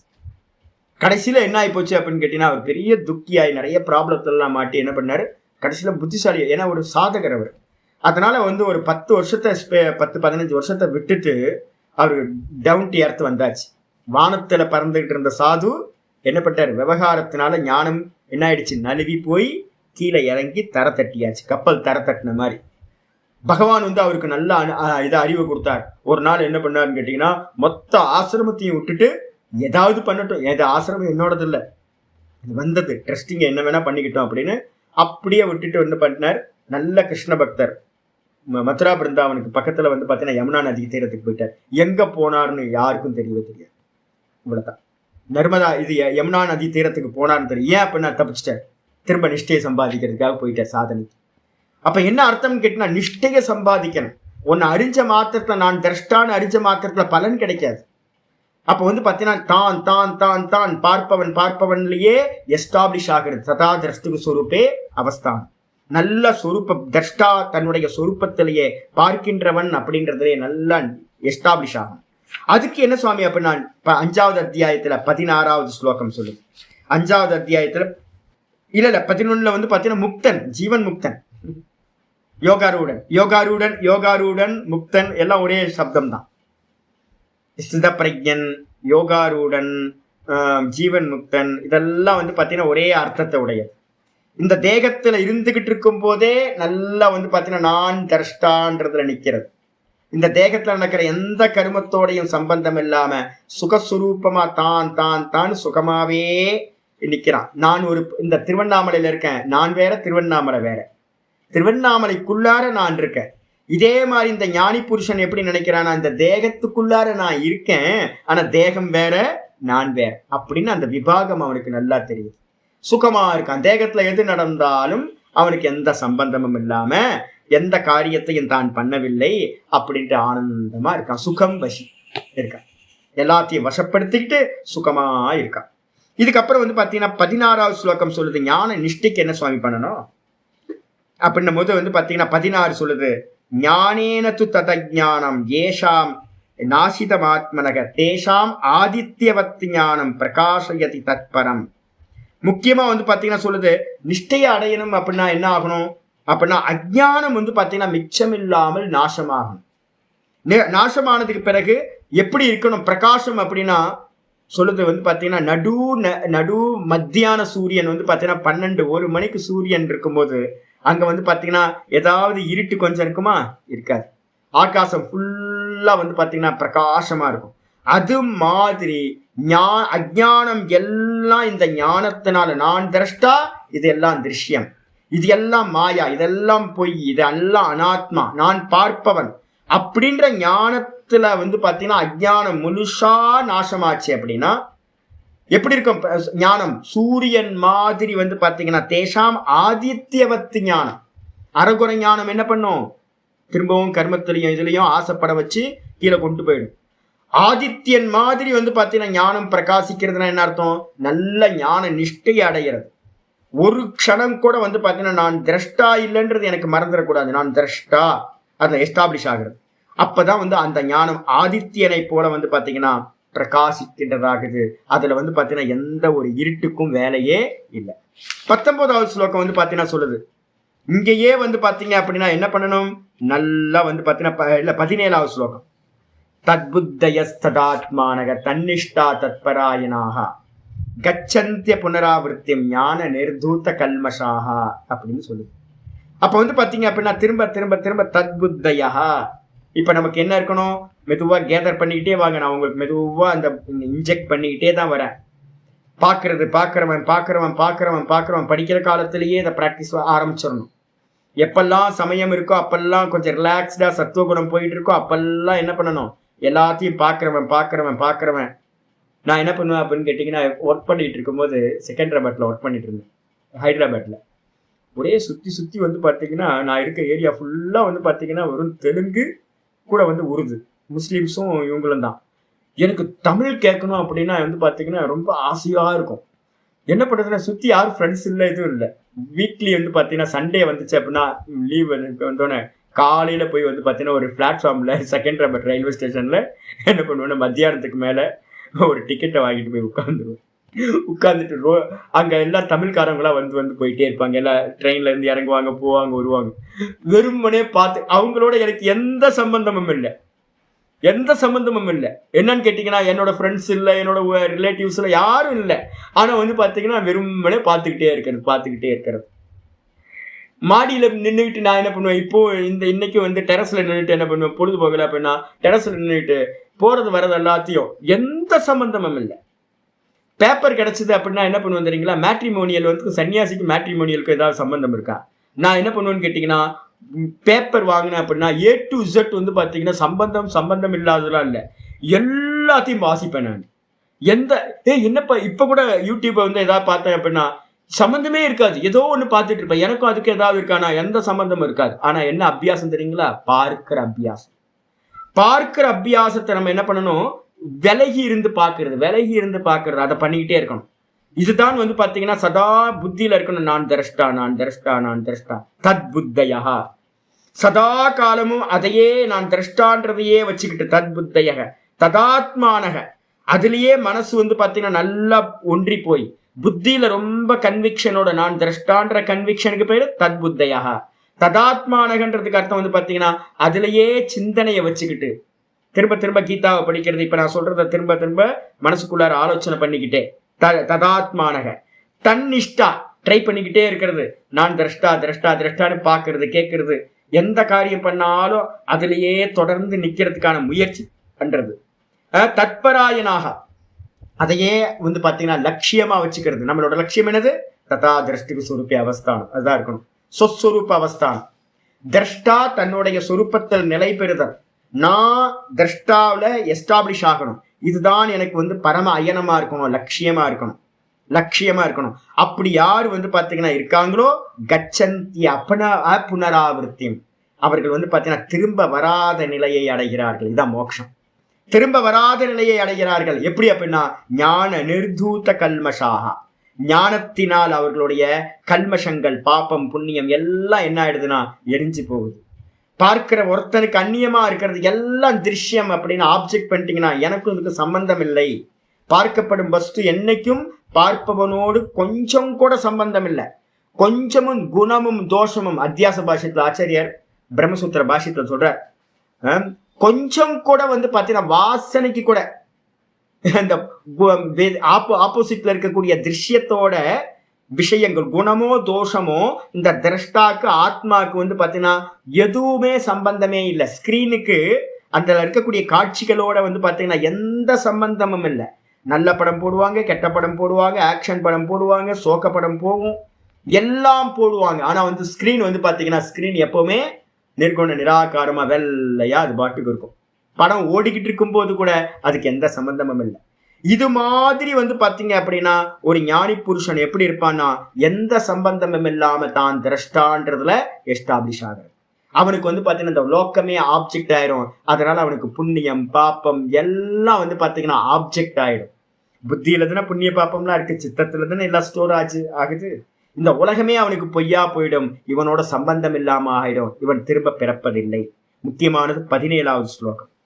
இதுக்கப்புறம் வந்து பாத்தீங்கன்னா 17வது ஸ்லோகத்துக்கு அப்புறம் வந்து பாத்தீங்கன்னா 19வது ஸ்லோகத்தை எழுதிக்கணும் நிஷ்டையோட விஷயத்துல. இகைவ தைர்ஜித சர்கோ ஏஷாம் சாம்யே ஸ்திதம் மனஹா நிர்தோஷம் ஹி சமம் பிரம்ம தஸ்மாத் பிரம்மணி தே ஸ்திதாக. முக்கியமான சொல்லுது இகைவ. இப்ப நம்ம ஜீவிச்சுக்கிட்டு இருக்கும் போதே வந்து பாத்தீங்கன்னா 19 இகையேவ தைர்ஜித சர்கக, இங்க ஜீவிச்சுக்கிட்டு இருக்கும் போதே இந்த சர்க்கத்தை வந்து பாத்தீங்கன்னா, சர்க்கம்னா இந்த சிருஷ்டி, இந்த ஜெயிச்சிடணும். ஜெயிக்கிறதுனா என்ன சுவாமி அப்படின்னு கேட்டீங்கன்னா, இதுல இருந்து எந்த ரியாக்ஷனும் நமக்கு உண்டாகக்கூடாது. இதான் ஞானம். நான் பார்ப்பவன், எது நடந்தாலும் தலைவலி வருது, கேன்சர் வருது, பிளட் சுகர் வருது, ஹார்ட் ஃபெயிலியர் ஆகும், எது வந்தாலும் சிங்க் ஆகாம வெளியில வந்து மானம் அப்பமானம் வரும், லாபம் நஷ்டம் வரும், வெப்பம் குளிர் வரும், எல்லாத்தையும் நான் பார்க்கிறவன் நான் பார்க்கிறவன் நான் பார்க்கிறவன் அப்படின்ற அந்த ஞானத்தை வச்சுக்கிட்டு இந்த மொத்த என்டையர் சிருஷ்டியையும், சொப்பனத்தை நீங்க பாத்தீங்கல்ல, சொப்பனம் வேற நீங்க வேற தானே, அதே மாதிரிதான் இந்த லோக்கம் வந்து பாத்தீங்கன்னா சொப்பன திருஷ்யம் மாதிரி, சொப்பன சிருஷ்டி தான். இந்த ஜகத்தும் சொப்பனம் மாதிரி தான். இந்த ஜகத்துல எது நடந்தாலும் நான் பார்ப்பவன் அப்படின்னு நீங்க விலகி நின்னீங்கன்னா, இங்கேயே உங்களால் இந்த சிருஷ்டியானது ஜெயிக்கப்பட்டதாயிடும். அப்படி ஜெயிக்கப்பட்டுச்சுன்னா, எவர்கள் சாமிய ஸ்திதம் மனக, இதை மெதுவா அபியாசம் பண்ண பண்ண பண்ண இந்த மனசை திரஷ்டாவிலேயே நிக்க வைக்கிறீங்கன்னு வச்சுங்க. நான் திரஷ்டா நான் திரஷ்டா நான் திரஷ்டா. முதல் அபியாசம் என்னது? இது திருஷ்யம் இது திருஷ்யம் இது திருஷ்யம் இது திருஷ்யம்னு ஒரு பிராக்டிஸ். இந்த பிராக்டிஸ்க்கு பேரு ஞான அபியாசம்னு பேர். ஞான அபியாசத்துல வந்து முதல்ல எல்லாத்தையும் இது பார்க்கப்படும் பொருள் நான் பார்ப்பவன், பார்க்கப்படும் பொருள் நான் பார்ப்பவன், இதையே திரும்ப திரும்ப திரும்ப திரும்ப அபியாசம் பண்ணிக்கிட்டே இருக்கிறது சாதனா காலம். இதை சாதனை பண்ணி பண்ணி பண்ணி ஒரு டைம்ல என்ன ஆயிடும்னு கேட்டீங்கன்னா, நல்ல மெச்சூரிட்டி நல்லா வந்ததுக்கு பிறகு நல்ல ஒரு ஹோல்டு கிடைக்க ஆரம்பிச்சிடும். பார்ப்பவன் பார்க்கப்படும் வஸ்து இந்த ரெண்டுத்திலையும் அப்படி வந்ததுக்கு பிறகு அவன் என்ன பண்றான், இந்த மனசை வந்து பாத்தீங்க அப்படின்னா சாமியே ஸ்திதம் மனக, எவனுடைய மனது வந்து பாத்தீங்கன்னா உள்ளுக்குள்ளா இருக்க சம அவஸ்தையில பார்ப்பவன் தான் எல்லாத்துலயும் பார்ப்பவன், அவன் தான் சம அவஸ்தையில இருக்கிறவன். சமாதி அவனுக்கு பேரு, ஆத்மாவுக்கு பேரு சமாதி. அந்த சாமி அவஸ்தையிலேயே வந்து பாத்தீங்கன்னா அந்த சமமா இருக்கிற நிலையிலேயே இந்த மனசை வந்து பாத்தீங்கன்னா எஸ்டாப்ளிஷ் பண்றானோ. அப்ப என்ன அர்த்தம்? முதல்ல அபியாசம் பார்க்கிற அபியாசம், ரெண்டாவது அபியாசம் இந்த மனசை அந்த பார்ப்பவனிடத்திலேயே எஸ்டாப்ளிஷ் பண்ணீங்க அப்படின்னா அதுதான் வந்து பாத்தீங்கன்னா சமாதின்னு பேரு. நிர்தோஷம் ஹி சமம் பிரம்ம, அந்த பிரம்மத்துல வந்து பாத்தீங்கன்னா எந்த விஷமமும் இல்லை, அதுதான் தோஷம் இல்லாத சமமா இருக்கிற பிரம்மம். அந்த பிரம்மத்திலேயே நிக்க நிக்க, பிரம்மத்துல சமத்துல நின்னீங்கன்னா அதுக்கு பேர் சமாதின்னு பேர். சமத்துல நின்னீங்கன்னா அதுக்கு பேர் சமாதி. ஆத்மால பார்ப்பவன் இடத்துல நின்னீங்கன்னா அதுக்கு பேர் சமாதி. தஸ்மாத் பிரம்மணி தேஸ்திதாக, அந்த சமத்தை அடைஞ்சு நீங்க வெளியில போய் கனெக்ட் ஆனீங்கன்னா வெளியில வந்து விஷமம், சமம் இல்லை. அப்ப இவங்க ஜீவன் முக்தர்களா இருக்கிறவங்க எல்லாரும் என்ன பண்றாங்க அப்படின்னு கேட்டீங்கன்னா, சதா காலமும் பிரம்மத்திலேயே சமம்னு சொல்லக்கூடிய அந்த பிரம்மத்திலேயே ஸ்திதாக நிலை பெற்றவர்களாக இருக்கிறார்கள். அவங்களுக்கு பேர் தான் ஜீவன் முக்தர்கள், சகஜ சமாதியில இருக்கிறவங்க அப்படின்னு பேர். சகஜ சமாதின்னு அர்த்தம், வெளியில நம்ம பார்க்கும்போது பார்த்துக்கிட்டே இருப்பாங்க, ஆனா உள்ளேயே சதா மனசு வந்து பார்த்தீங்கன்னா அந்த பிரம்ம தத்துவத்திலேயே மனசு லயிச்சு போயிருக்கு. இதான் வந்து பாத்தீங்கன்னா 19வது ஸ்லோகம். இது வந்து பாத்தீங்கன்னா ஞான நிஷ்டைக்கான ஸ்லோகத்தை சொல்லியாச்சு. இதுக்கப்புறம் இதோட பலன் என்ன சுவாமி அப்படின்னு யாராவது கேட்டாங்க அப்படின்னா, பலன் வந்து பாத்தீங்க அப்படின்னா 18வது ஸ்லோகம் பலன் சொல்லப்பட்டிருக்கு. பலன் வந்து ஞான நிஷ்டையோட பலன் என்ன சுவாமி அப்படின்னு கேட்டீங்கன்னா, ஞான நிஷ்டையோட பலன் வந்து பாத்தீங்கன்னா 18வது ஸ்லோகம். 18வது ஸ்லோகம் என்ன சொல்றது? சமதர்ஷனம் தான் வந்து பாத்தீங்கன்னா எல்லா இடத்துலையும் சமத்தை பார்த்தல், அதான் சமதர்ஷனம். என்ன சமதர்சனம்? வித்யா வினய சம்பன்னி பிராமணே கவிஹஸ்தினி சுனிச்சைவ ஸ்வபாகேச பண்டிதா சமதர்ஷினஹ. அடிச்சு வித்யா வினய சம்பன்னே பிராமணே கவிஹஸ்தினி. இந்த ஒருத்தன் நல்லா தான் தான் தான் தான் தான் அந்த பிரம்மத்திலேயே மனசு எவனுக்கு நிலை பெற்றதோ அவனுக்கு வந்து பார்த்தீங்கன்னா தங்கத்தையே ஒருத்தன் பார்த்து பார்த்து பார்த்து பார்த்து அபியாசம் பண்ணணும். இது தங்கம் இது தங்கம், கம்மல் இல்லை மூக்குத்தி இல்லை, இது தங்கம் இது தங்கம் இது தங்கம், நாமம் ரூபம் பொய் நாம ரூபம் பொய் நாம ரூபம் பொய், வெறுமனே ஆபாசிக்குது, தெரியுது தெரியுது தெரியுது, தங்கம் தான் சத்தியம் தங்கம் தான் சத்தியம் அப்படின்னு ஒவ்வொரு ஆபரணத்தையும் தங்கம் தங்கம் தங்கம் தங்கம்னு பார்க்க ஆரம்பிக்கிறது. ஒவ்வொரு மண்பானை சட்டி எல்லாத்தையும் பானை சட்டி எல்லாத்தையும் மண்ணு மண்ணு மண்ணு மண்ணுன்னு பார்க்கறது. அதே மாதிரி வந்து பாத்தீங்கன்னா எந்த வஸ்து எடுத்தாலும் நான் பார்ப்பவன் இது பார்க்கப்படும் பொருள், நான் பார்ப்பவன் இது பார்க்கப்படும் பொருள். இந்த பார்ப்பவன் தான் வந்து பாத்தீங்கன்னா மாயையினால வந்து பாத்தீங்கன்னா ஆபாசிக்கிறான். வாஸ்தவத்துல வந்து பாத்தீங்கன்னா பிரம்மத்துக்கு அந்நியமா பார்ப்பவனுக்கு அந்நியமா வேற ஒண்ணும் இல்லைன்னு நல்ல மனசை வந்து பாத்தீங்கன்னா என்ன பண்ணணும், அந்த பிரம்மத்திலேயே நிக்க வச்சு அபியாசம் பண்ணிட்டீங்கன்னு வச்சுங்க. அப்ப பார்க்கறதெல்லாம் ஒருத்த வந்து தங்கத்தை பாக்குற மாதிரி, ஆபரணங்கள் எல்லாத்தையும் தங்கமா பாக்குறதா நிஷ்டா. அதே மாதிரி இவன் என்ன பண்ணுவான் அப்படின்னு கேட்டீங்கன்னா, பார்க்கறது எல்லாத்தையும் பிரம்மமா பார்ப்பான். அப்படி பிரம்மமா பார்க்கும்போது என்ன ஆகும் அப்படின்னா, நல்ல ஒரு பிராமணர் வரார். நல்ல பிராமணர், வேதம் படிச்ச பிராமணர், ரொம்ப அனுஷ்டான கர்த்தாவா, வித்யா வினய சம்பன்னி, வித்யையோட நல்ல பணிவோட இருக்கிற ஒரு பிராமணர் இடத்துலையும் சத்துவகுண பிரதானம். அதே நேரத்துல கவி ஹஸ்தினி, கவினா பசுமாடு, அதுக்கப்புறம் யானை ஹஸ்தினி யானையின் இடத்துலையும், அதுக்கப்புறம் தாமசத்துல ரஜோகுணத்துல சொல்றார் சுனிச்சைவ அப்படின்னா நாயின் இடத்துலையும், அதே நேரத்துல சொபாக்கே தாமச குணம் இருக்கக்கூடிய நாயை சமைத்து உண்ணக்கூடிய சாண்டாளன் இடத்துலையும் இந்த பண்டிதர்கள் என்ன பண்றாங்க அப்படின்னு கேட்டீங்கன்னா, சமதர்ஷனக ஞானத்தை உடைய பண்டிதர்கள் எப்படி பாக்குறாங்க அப்படின்னு கேட்டீங்கன்னா, எல்லாத்தையும் ஈக்குவலா பாக்குறாங்க. சத்துவகுணம், ரஜோகுணம், தமோகுணம், இந்த 3 குணங்களால மாயையினால இது எல்லாம் விதவிதமா தெரியுது. சத்துவ குணத்துல இருந்த பிராமணர்கள் நல்ல பவித்திரமா இருக்காங்க. தமோ குணத்துல ஒருத்தன் வந்து பாத்தீங்க அப்படின்னா நல்லா வந்து பாத்தீங்கன்னா தமோ குணம், அகோரிகள் எடுத்து பாருங்க, எல்லாம் தமோ குணமா இருப்பாங்க. மாலையை போட்டுக்கிட்டு வந்து பாத்தீங்கன்னா வேஷம் போட்டுக்கிட்டு ஐயோ நம்ம பாக்குறதுக்கே சகிக்காது. ரோட்ல ஒருத்தன் வந்து பாத்தீங்கன்னா தண்ணி அடிச்சு உளுந்து கிடக்குறான், அப்படியே பக்கத்துல போனாவே ஸ்மெல் வருது, ஒரே அழுக்கா இருக்கான், தாமசம்.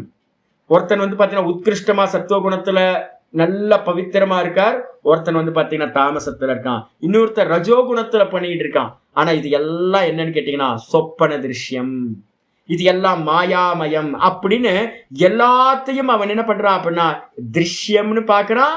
இந்த திருஷ்யம்லாம் எங்க கல்பித்தம்னா இந்த ஆத்மாக்கு மேல, பிரம்மத்துக்கு மேல சூப்பர் இம்போஸ் ஆயிட்டு இருக்குன்னு பாக்குறான்.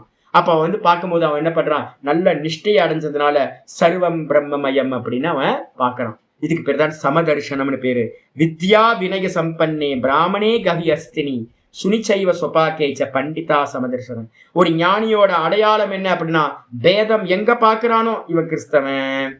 ஐயோ இது இந்த சன்னியாசிகள் மத்தியில ஆர்எஸ்எஸ் வந்து பாத்தீங்கன்னா உள்ள புகுந்தாச்சு.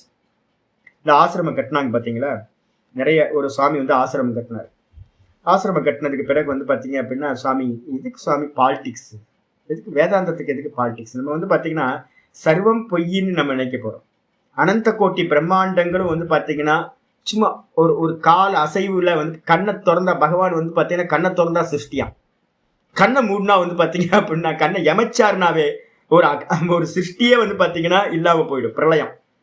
அப்போ வந்து காலை வந்து பாத்தீங்கன்னா இந்த கட்டை விரல வந்து படுத்துட்டு இருக்க பகவான் ஸ்ரீமன் நாராயணன் கால் கட்டை விரல அசைச்சா ஒரு சிருஷ்டி, அனந்த கோடி சிருஷ்டி. காலை திரும்ப பழைய நிலைக்கு அந்த விரலை திரும்ப நார்மலா கொண்டு வந்தாருன்னா எல்லாம் பிரளயம் அப்படின்னு வந்து சொல்லுது. நம்மளோட கால கணக்கா எடுத்துக்கிட்டோம் அப்படின்னா 4,32,000 வருஷங்க இந்த ஒரு கலியுகம். ஒரு சதுர்யுகத்தை எடுத்துக்கிட்டீங்கன்னா 43,20,000 வருஷம். ஒரு பிரம்மாவோட வந்து பாத்தீங்கன்னா ஒரு பகல் பொழுது எவ்வளவு தெரியுங்களா, 864 கோடி வருஷம், 864 கோடி வருஷம். இதுக்குள்ளார வந்து பாத்தீங்கன்னா இங்க அல்பமா 1000 வருஷம் 2000 வருஷத்துக்குள்ளார வந்து பாத்தீங்கன்னா ஒரு மதம் வரும், கிறிஸ்தவ மதம் வரும், இஸ்லாம் மதம் வரும், பௌத்த மதம் வரும், இது மாதிரி நிறைய வந்து போகும். ஆனா பேஸா இருக்கக்கூடிய இந்த சனாதனம்ன்றது பிரம்ம தத்துவம். பிரம்ம தத்துவத்துக்கு மேல அநேகம் கல்பித்தம். இப்ப நம்ம வந்து பாத்தீங்கன்னா பிரம்ம தத்துவத்துக்கு போகணும் அப்படின்னா அதுக்காக தான் இந்த வேதாந்தம். நம்ம இங்க வெளியிலேயே இருக்கிற காட்சிகள்லயே மாட்டிக்கிட்டோம் அப்படின்னா என்னைக்கும் லிபரேஷன் கிடைக்கவே முடியாது. அப்ப வேதாந்தம் வந்து பாத்தீங்கன்னா அல்டிமேட் கோல போகுது. இதுல வந்து பாத்தீங்கன்னா ஆசிரமம் கட்டுறேன்னு வச்சுங்க, நான் ஒரு ஆசிரமம் கட்டுறேன், என்ன பண்ணுவான், ரவுடிஸ் கொஞ்சம் பேர் வருவான், சாமியார்ட்ட நிறைய டொனேஷன்லாம் வருது, எனக்கு கொஞ்சம் கொடு அப்படின்னு கேட்பான். அப்புறம் பொலிட்டீஷியன் வருவான், எனக்கு வந்து பாத்தீங்கன்னா தரணும். திருவண்ணாமலையில வந்து பாத்தீங்கன்னா இப்ப தீப திருவிழா வரப்போகுது. இப்ப தீபம் வரும்போது என்ன பண்ணுவாங்க அப்படின்னு கேட்டீங்கன்னா, ஏகப்பட்ட பேர் ஆசிரமங்கள் யாரெல்லாம் கட்டி வச்சிருக்காங்களோ ஒரு பொலிட்டீஷியன் வருவான், எனக்கு ஒரு 4 ரூம் தரணும், காசு தரமாட்டான், ஒன்றும் தரமாட்டான், எனக்கு 4 ரூம் வேணும்னுவான். இவங்க பக்தர்கள் கொடுப்பாங்களா இல்லை இவங்களுக்கு கொடுப்பாங்க, போலீஸ்காரன் வருவான், இங்க எங்களுக்கு ஆஃபீஸர்ஸ்லாம் வராங்க, ஒரு 4 ரூம் வேணும்னுவான். அப்புறம் வந்து பாத்தீங்கன்னா ஒவ்வொருத்தன் போறவன் வர அவன் ரவுடிஸ்ல இருந்து எல்லாம், ஒரு ஆசிரமம் கட்டினா நிறைய அட்டாக் நடக்கும். அப்ப ஆசிரமத்தை காப்பாத்துறதுக்காக என்ன பண்ணுவாங்க அப்படின்னு கேட்டீங்கன்னா, சாமியார்கள் எல்லாம் ஆர்எஸ்எஸ், நம்ம இந்து முன்னணி ஆர்எஸ்எஸ் அது இதுன்னு பொலிட்டிக்கல் பார்ட்டியோட கொஞ்சம் சம்பந்தம் வச்சுப்பாங்க. ஏன் அப்படின்னு கேட்டீங்கன்னா, அவங்க வந்து போயிட்டு இருந்தாங்கன்னா மற்றவங்க வந்து வரமாட்டாங்க ஒரு ப்ரொடெக்ஷனுக்காக. இப்ப இவங்க என்ன பண்ணுவாங்கன்னா, வேதாந்தம் பேசும் போதெல்லாம் ஆர்எஸ்எஸ் கதை பேசிட்டு இருக்காங்க. இந்து மதம் வந்து நாசமா போயிட்டு இருக்கு, கிறிஸ்தவ மதம் வந்து பாத்தீங்கன்னா நம்மளை அழிச்சுக்கிட்டு இருக்கு, முஸ்லீம் வந்துட்டான், ஐயோ சாமி இதெல்லாம் வந்து படத்துக்குள்ளார வந்துட்டீங்க, நீங்க படத்துக்கு வெளியில வாங்க, ஸ்கிரீனுக்கு வாங்க, ஸ்கிரீன்ல இருந்து பாருங்க. ஸ்கிரீன்ல இருந்து பாத்தீங்க அப்படின்னா இந்த காட்சிகளோட எந்த சம்பந்தமும் இல்லை. இது வாஸ்தவத்துல இது எல்லாம் மாயாமயம். இதுக்கு வாங்க சொப்பனம், இதுக்கு வாங்க வேதாந்தம். அதுதான் சொல்லுது. வேதாந்தம் வேற, ரிலீஜியஸ் வேற. இவங்க என்ன பண்ணிட்டாங்கன்னு கேட்டீங்கன்னா, நிறைய பேர் ரிலீஜியஸோட என்ன பண்ணிட்டாங்க, சம்பந்தப்படுத்திக்கிட்டாங்க. ரிலீஜியஸ்ல இருக்கும்போது தான் வந்து பாத்தீங்கன்னா மதம் வருது, இது வேற அது வேற எல்லாம் வருது. ஸ்பிரிச்சுவல்ல வந்துட்டீங்க அப்படின்னா சர்வம் பிரம்ம. இங்க முஸ்லீம் பிரம்மம் வேற, கிறிஸ்தவ பிரம்மம் வேற, இவன் வந்து பௌத்த மதம் பிரம்மம் வேற, அப்படிலாம் பிரம்மம்லாம் இல்லை. அதனாலதான் இங்க சொல்லுது சமதர்ஷனம்ன்றதுக்கு அர்த்தம் வந்து பாத்தீங்கன்னா ராஜசம், சாத்விகம், தாமசம். நான் எதெல்லாம் பாக்குறேனோ இது எல்லாம் வந்து பாத்தீங்க அப்படின்னா என்னது, வெறும் ஆபாசம். தங்கத்துக்கு மேல ஆபரணம் எப்படி ஆபாசிக்குதோ அது மாதிரி இந்த மொத்த ஜெகத்தும். ஹிரண்யகசிப்பு மாதிரி யாராவது பெரிய ஆள் வந்துருவானாங்க? யாராவது வந்துட முடியுமா? யோசிச்சு பாருங்க. ஹிரண்யகசிப்பு என்ன பண்ணா, நாராயணனோட கோயில்ல இருக்கிற எல்லா விக்கிரகத்தையும் வந்து பாத்தீங்கன்னா எல்லாத்தையும் அடிச்சு உடைச்சு எடுத்துருங்க. நாராயணனுக்கு பூஜையா மண்ணாங்கட்டி? அந்த ஆள் என்ன பெரிய ஆளா? ஏன் சிலைய வைங்க அப்படின்னு எல்லா கோயில்கள்லையும் என்ன பண்ணிருக்கான், தன்னோட சிலைய வச்சு நாராயண நாராயண நாராயணன் இனிமே எவனும் நாட்டுல சொல்லவே கூடாது, எவனும் சொல்லக்கூடாது. என்ன பண்ணோம், இரண்யகசிப்புவோட பேரு தான் எல்லா இடத்துலயும் போயிட்டு இருக்கணும் அப்படின்னு சொன்னான். யோசிச்சு பாருங்க எந்த மாதிரியான ஆட்கள்லாம் வந்திருக்காங்க இங்க. கோடானு கோடி பெரிய பெரிய ஒவ்வொரு யுகத்திலையும் எடுத்து பார்த்தோம் அப்படின்னா அவ்வளோ பெரிய பெரிய அரக்கர்கள்லாம் வந்திருக்காங்க. 1000 2000 வருஷம் 5000 வருஷம் 10,000 வருஷம் ஆட்சி பண்ணியிருக்காங்க. அப்போ வந்து பார்த்தீங்கன்னா இது மாதிரி சினிமாவில் எல்லாம் நடந்துக்கிட்டே இருங்க. ஸ்டார் வார்ஸ் எடுத்து பாருங்க. ஸ்டார் வார்ஸ் படத்தை போட்டு பார்த்தீங்கன்னா தெரியும். இப்போ நிறைய படம் வந்து ஏகப்பட்ட படம், புது புது ஃபிலிம்லாம் நிறைய வந்திருக்கு. நான் பார்க்குறதே விட்டாச்சு. எல்லாம் என்ன ஆச்சுன்னா டிஃப்ரெண்டா இதெல்லாம் வந்து பார்த்தீங்கன்னா லோகத்தில் நடந்தது. சினிமா எல்லாம் சினிமா. அப்ப நம்ம சினிமாக்குள்ளார மாட்டிக்கிட்டு நல்லது கெட்டது, இது உயர்ந்தது தாழ்ந்தது அப்படின்னு சொல்லிட்டு இருந்த கலியுகம் வந்துருச்சு. இப்படி ஆயிப்போச்சு அப்படி ஆயிப்போச்சு, எல்லாம் மண்ணாங்கட்டி. எல்லாம் காலையில எந்திரிச்சிங்க அப்படின்னா சொப்பனம் எப்படி முடியுமோ அதே மாதிரி திரஷ்டால வேக்கப் ஆயிட்டீங்கன்னா இது எல்லாம் திருஷ்யமாயிடும். சர்வம் பிரம்மமயம் ஜெகத். இந்த மொத்த ஜெகத்தும் வெறும் பிரம்மமயம் தான். ஈஷாவாசியம் இதம் ஜெகத். இந்த உலகத்துல பேதம் இல்லவே இல்லை. இதுதான் வந்து பாத்தீங்கன்னா ஞானத்தோட முக்கியமானது. இது எங்க சுவாமி இருக்கு அப்படின்னு கேட்டீங்கன்னா 4:23 பாத்தீங்கன்னா தெரியும் உங்களுக்கு. 4:23 வந்து அப்படியே 4:23 என்னது இருக்கு வந்து பாத்தீங்க அப்படின்னா 35 4:35 பாத்தீங்கன்னா தெரியும். 4:35 சொல்றாரு, யஜ்ஞாத்வான புனர்மோகம் ஏவம் யாஸ்யசி பாண்டவன். நேற்று விஷ்ணு சகஸ்ரநாமத்துல கூட இந்த ஸ்லோகம் வந்துச்சு. யஜ்ஞாத்வா ந புனர்மோகம் ஏவம் யாஸ்யசி பாண்டவ ஏன பூதானி அசேஷேன திரக்ஷ்யசி ஆத்மனி அதோமயி. இதான் ரொம்ப முக்கியமானது. அப்போ வந்து பார்த்தீங்கன்னா 5:18 இருக்கிறது தான் 4 வந்து பார்த்தீங்கன்னா 35 இருக்கு. அதுதான் வந்து பார்த்தீங்கன்னா 6:29-30 சொல்ல போகுது. ஞானம்னாவே வந்து பார்த்தீங்கன்னா என்ன அர்த்தம், ஞான நிஷ்டைனாவே சமதர்ஷனம். அதுக்கு பேர் தான் சம்யக்கு தரிசனம்னு பேர்.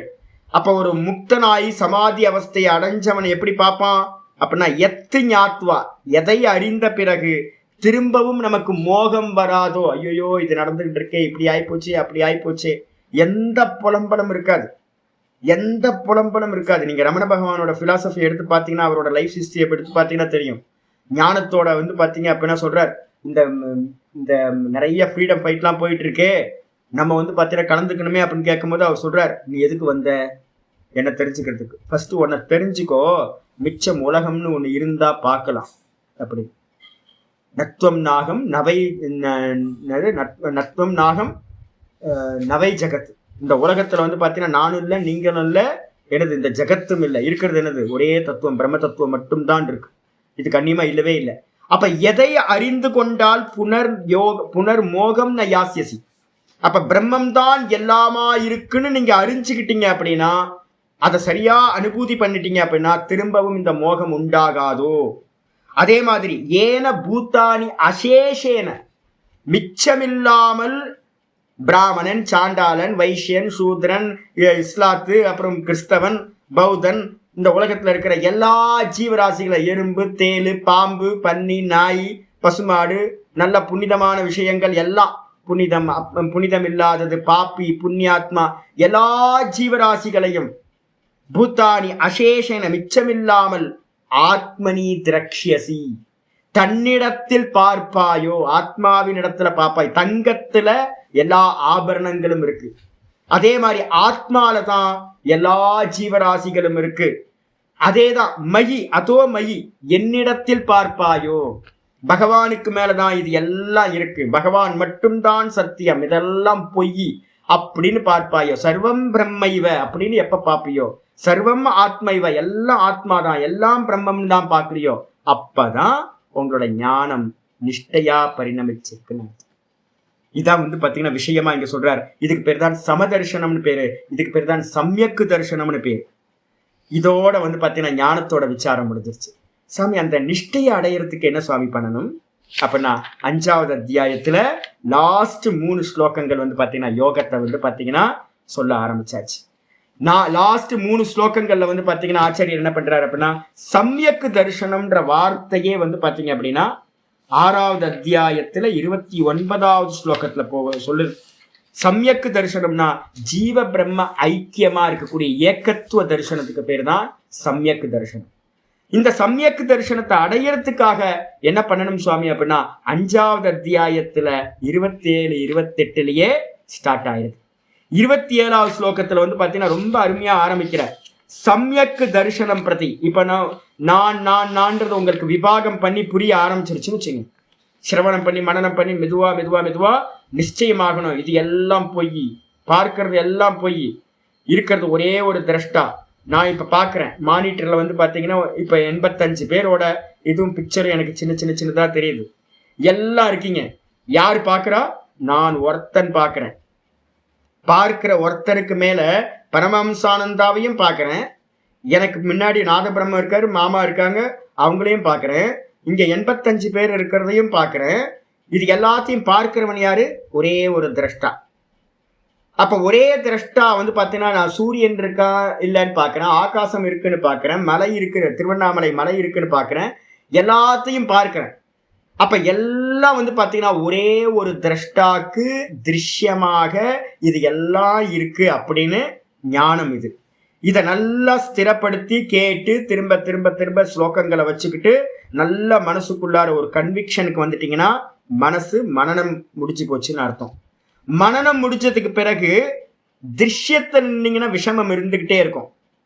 அப்ப திருஷ்யத்துல இருந்துகிட்டு என்ன பண்ணணும் திரும்ப பாத்தீங்கன்னா மனசை பாத்தீங்கன்னா 19வது ஸ்லோகத்துல சொன்ன மாதிரி ஏஷாம் சாம்யே ஸ்திதம் மனஹ, மனசு எவர்களுடைய மனதானது இந்த சாமிய அவஸ்தையில தான்லயே நிக்கிதோ, பிரம்மணி தேஸ்திதாக, பிரம்மத்திலேயே எவர்கள் நிலை பெறுகிறார்களோன்னு 19வது ஸ்லோகத்தை சொல்லுச்சு.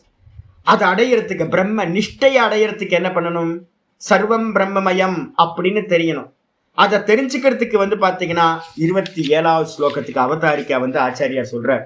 27வது ஸ்லோகத்துல சொல்லும் போதே சொல்றார், அத இதானி மனனம் முடிஞ்சு போச்சுங்க, இவ்வளவுதான் மனனம், இதெல்லாம் திருஷ்யம், நான் திரஷ்டா அப்படின்னு நல்லா உருட்டுன்னு இந்த சாஸ்திரங்களை திரும்ப திரும்ப திரும்ப வேற எதுவும் பண்ணக்கூடாது. இவ்வளவுதான், நான் திரஷ்டா, இது எல்லாம் திருஷ்யம், திருஷ்யம் எல்லாம் பொய், காணல் ஜல மாதிரி.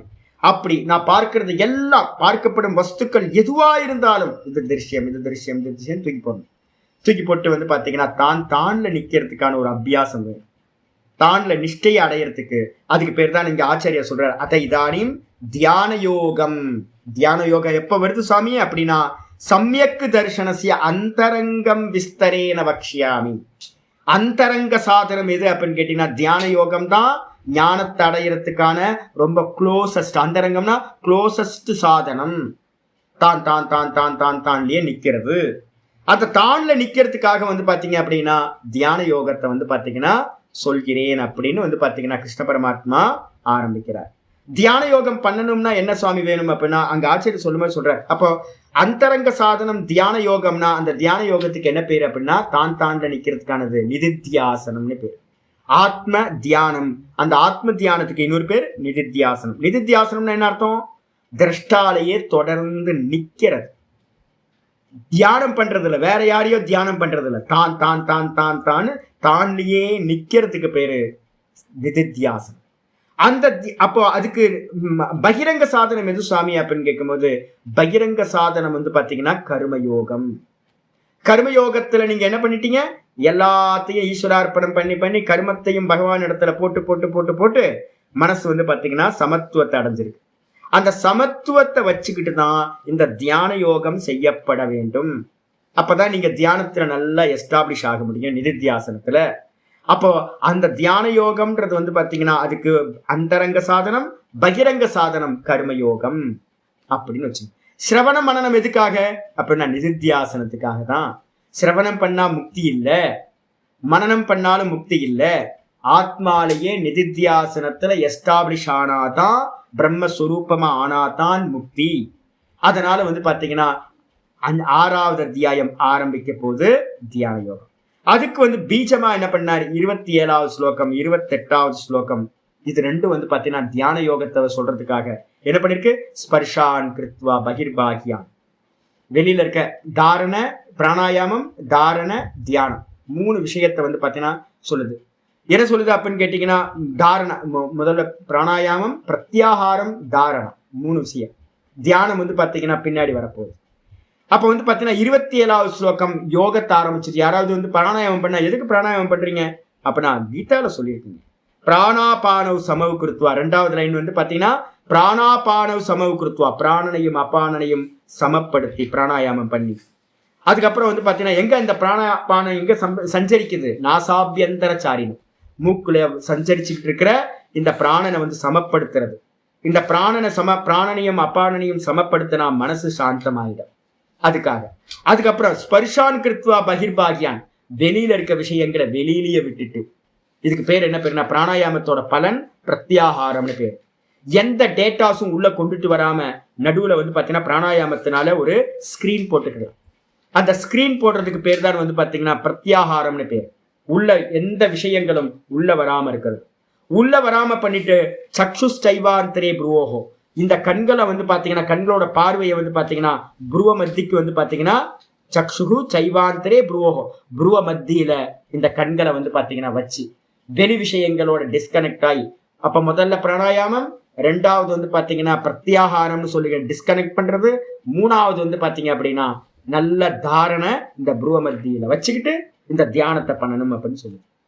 இப்போ இதுதான் வந்து பாத்தீங்கன்னா 27, 28 வந்து பாத்தீங்கன்னா யோகத்துக்கான பீஜம் சொல்லிட்டு 6வது அத்தியாயத்துல இருந்து என்ன பண்ண போறார், தியான யோகத்தை ஆரம்பிக்கிறார். அதனால வந்து பாத்தீங்கன்னா இது பூரணமா எங்க முடியுது அப்படின்னா நிதித்தியாசனத்துல ஸ்டார்டிங்ல இந்த 5வது அத்தியாயம் முடியுது. அப்ப வந்து பாத்தீங்கன்னா சிரவணம் மனனம் பண்ணா பத்தாது, நிதித்தியாசனம் பண்ணி தான் தானா எஸ்டாப்ளிஷ் ஆகும். இதுதான் வந்து பாத்தீங்கன்னா செட்டப்பா இது இருக்கு. நம்ம 6வது அத்தியாயத்தை வந்து நாளைக்கு கிளாஸ்ல பார்க்கலாம். நாளைக்கு அஷ்டமி லீவு, நாளை மறுநாள் நவமி வந்து பார்த்துக்கலாம்.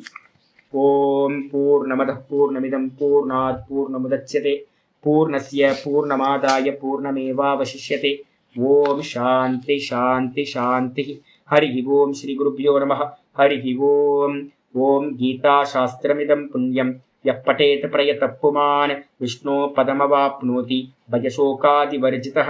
गीताध्ययनशीलस्य प्राणायामपरस्य च नैव सन्ति हि पापानि पूर्वजन्मकृतानि च. मलनिर्मोचनं पुंसां जलस्नानं दिने दिने सकृद्गीताम्बसि स्नानं संसारमलनाशनं. गीतासु गीता कर्तव्या किमन्यै शास्त्रविस्तरैः या स्वयं पद्मनाभस्य मुखपद्मात् विनिश्रुता. गीता गंगोदकं पीत्वा पुनर्जन्म न विद्यते. सर्वोपनिषदो गावः दोग्धा गोपालनन्दनः. पार्थो वत्ससुधीर्भोक्ता दुग्धं गीतामृतमहत्. एकं शास्त्रं देवकी पुत्र गीतम् एको देवो देवकी पुत्र एव. एको मन्त्रस्तस्य नामानि यानि कर्माप्येकं तस्य देवस्य सेवा. इति श्रीमद्भगवद्गीता माहात्म्यं सम्पूर्णम्. ओम श्री कृष्णाय परमात्मने नमः. श्री कृष्ण कृष्ण कृष्ण कायेन वाचा मनसेन्द्रियैर्वा बुद्ध्यात्मना वा प्रकृतेर्स्वभावात् करोमि यत् सकलं परस्मै नारायणायेति समर्पयामि. ओम तत्सत् इति परब्रह्मार्पणमस्तु. नारायण नारायण नारायण. हरि ओम हरि ओम. இதெல்லாம் பொறுமையா என்ன பண்ணுங்க, ஒரு நம்ம 29ஆம் தேதிக்கு மேலேயே சதுர்தசிக்கு மேல ஒரு 15 நாளுக்கு மேல லீவ் வரப்போகுது. 17 நாள் லீவ் இருக்கு. அப்போ வந்து பார்த்தீங்கன்னா நல்லா பொறுமையா இந்த தாத்பரிய நிர்ணயத்தை மட்டும் என்ன பண்ணுங்க, புக்கை 6 அத்தியாயத்தை வச்சுக்கிட்டு நான் எந்த ஸ்லோகங்கள்லாம் கொட்டேஷன் கொடுக்குறோனோ பொறுமையாக உட்காந்து ஒவ்வொரு மணி நேரம் டைம் இருக்கு. டெய்லி என்ன பண்ணுங்க, அந்தந்த ஸ்லோகங்கள் எங்கெங்கெல்லாம் நான் சொல்கிறேனோ அதெல்லாம் எடுத்து கரெக்டாக பார்த்து புரிஞ்சுக்கிட்டு மெதுவாக போகும். அப்படி போனீங்கன்னா உங்களுக்கு தாத்பரியம் வந்து ரொம்ப கிளாரிட்டி இருக்கும். என்ன கீதா என்ன சொல்ல வருது, நம்ம என்ன பண்ணணும் அப்படின்னு. ஒரே ஒரு காரியம் தான் பண்ணணும். என்ன பண்ணணும்? பார்க்கணும். பார்க்கறதுக்காக தான் பேக்ரவுண்டு தான் கர்மயோகம் எல்லாம். பார்க்கணும். பார்த்து பார்த்து பார்த்து பார்த்து மெதுவாக பார்க்குறவன் இடத்துலையே நிற்க ஆரம்பிக்கும். பார்த்தீங்கன்னா ஞானம், பார்க்கறதுல நின்றுட்டீங்க அப்படின்னா நிஷ்டை. அதான் மோட்சம். சொஸ்வரூப அவஸ்தானம்னு பேர். நமஸ்காரம் நமஸ்காரம் நமஸ்காரம்.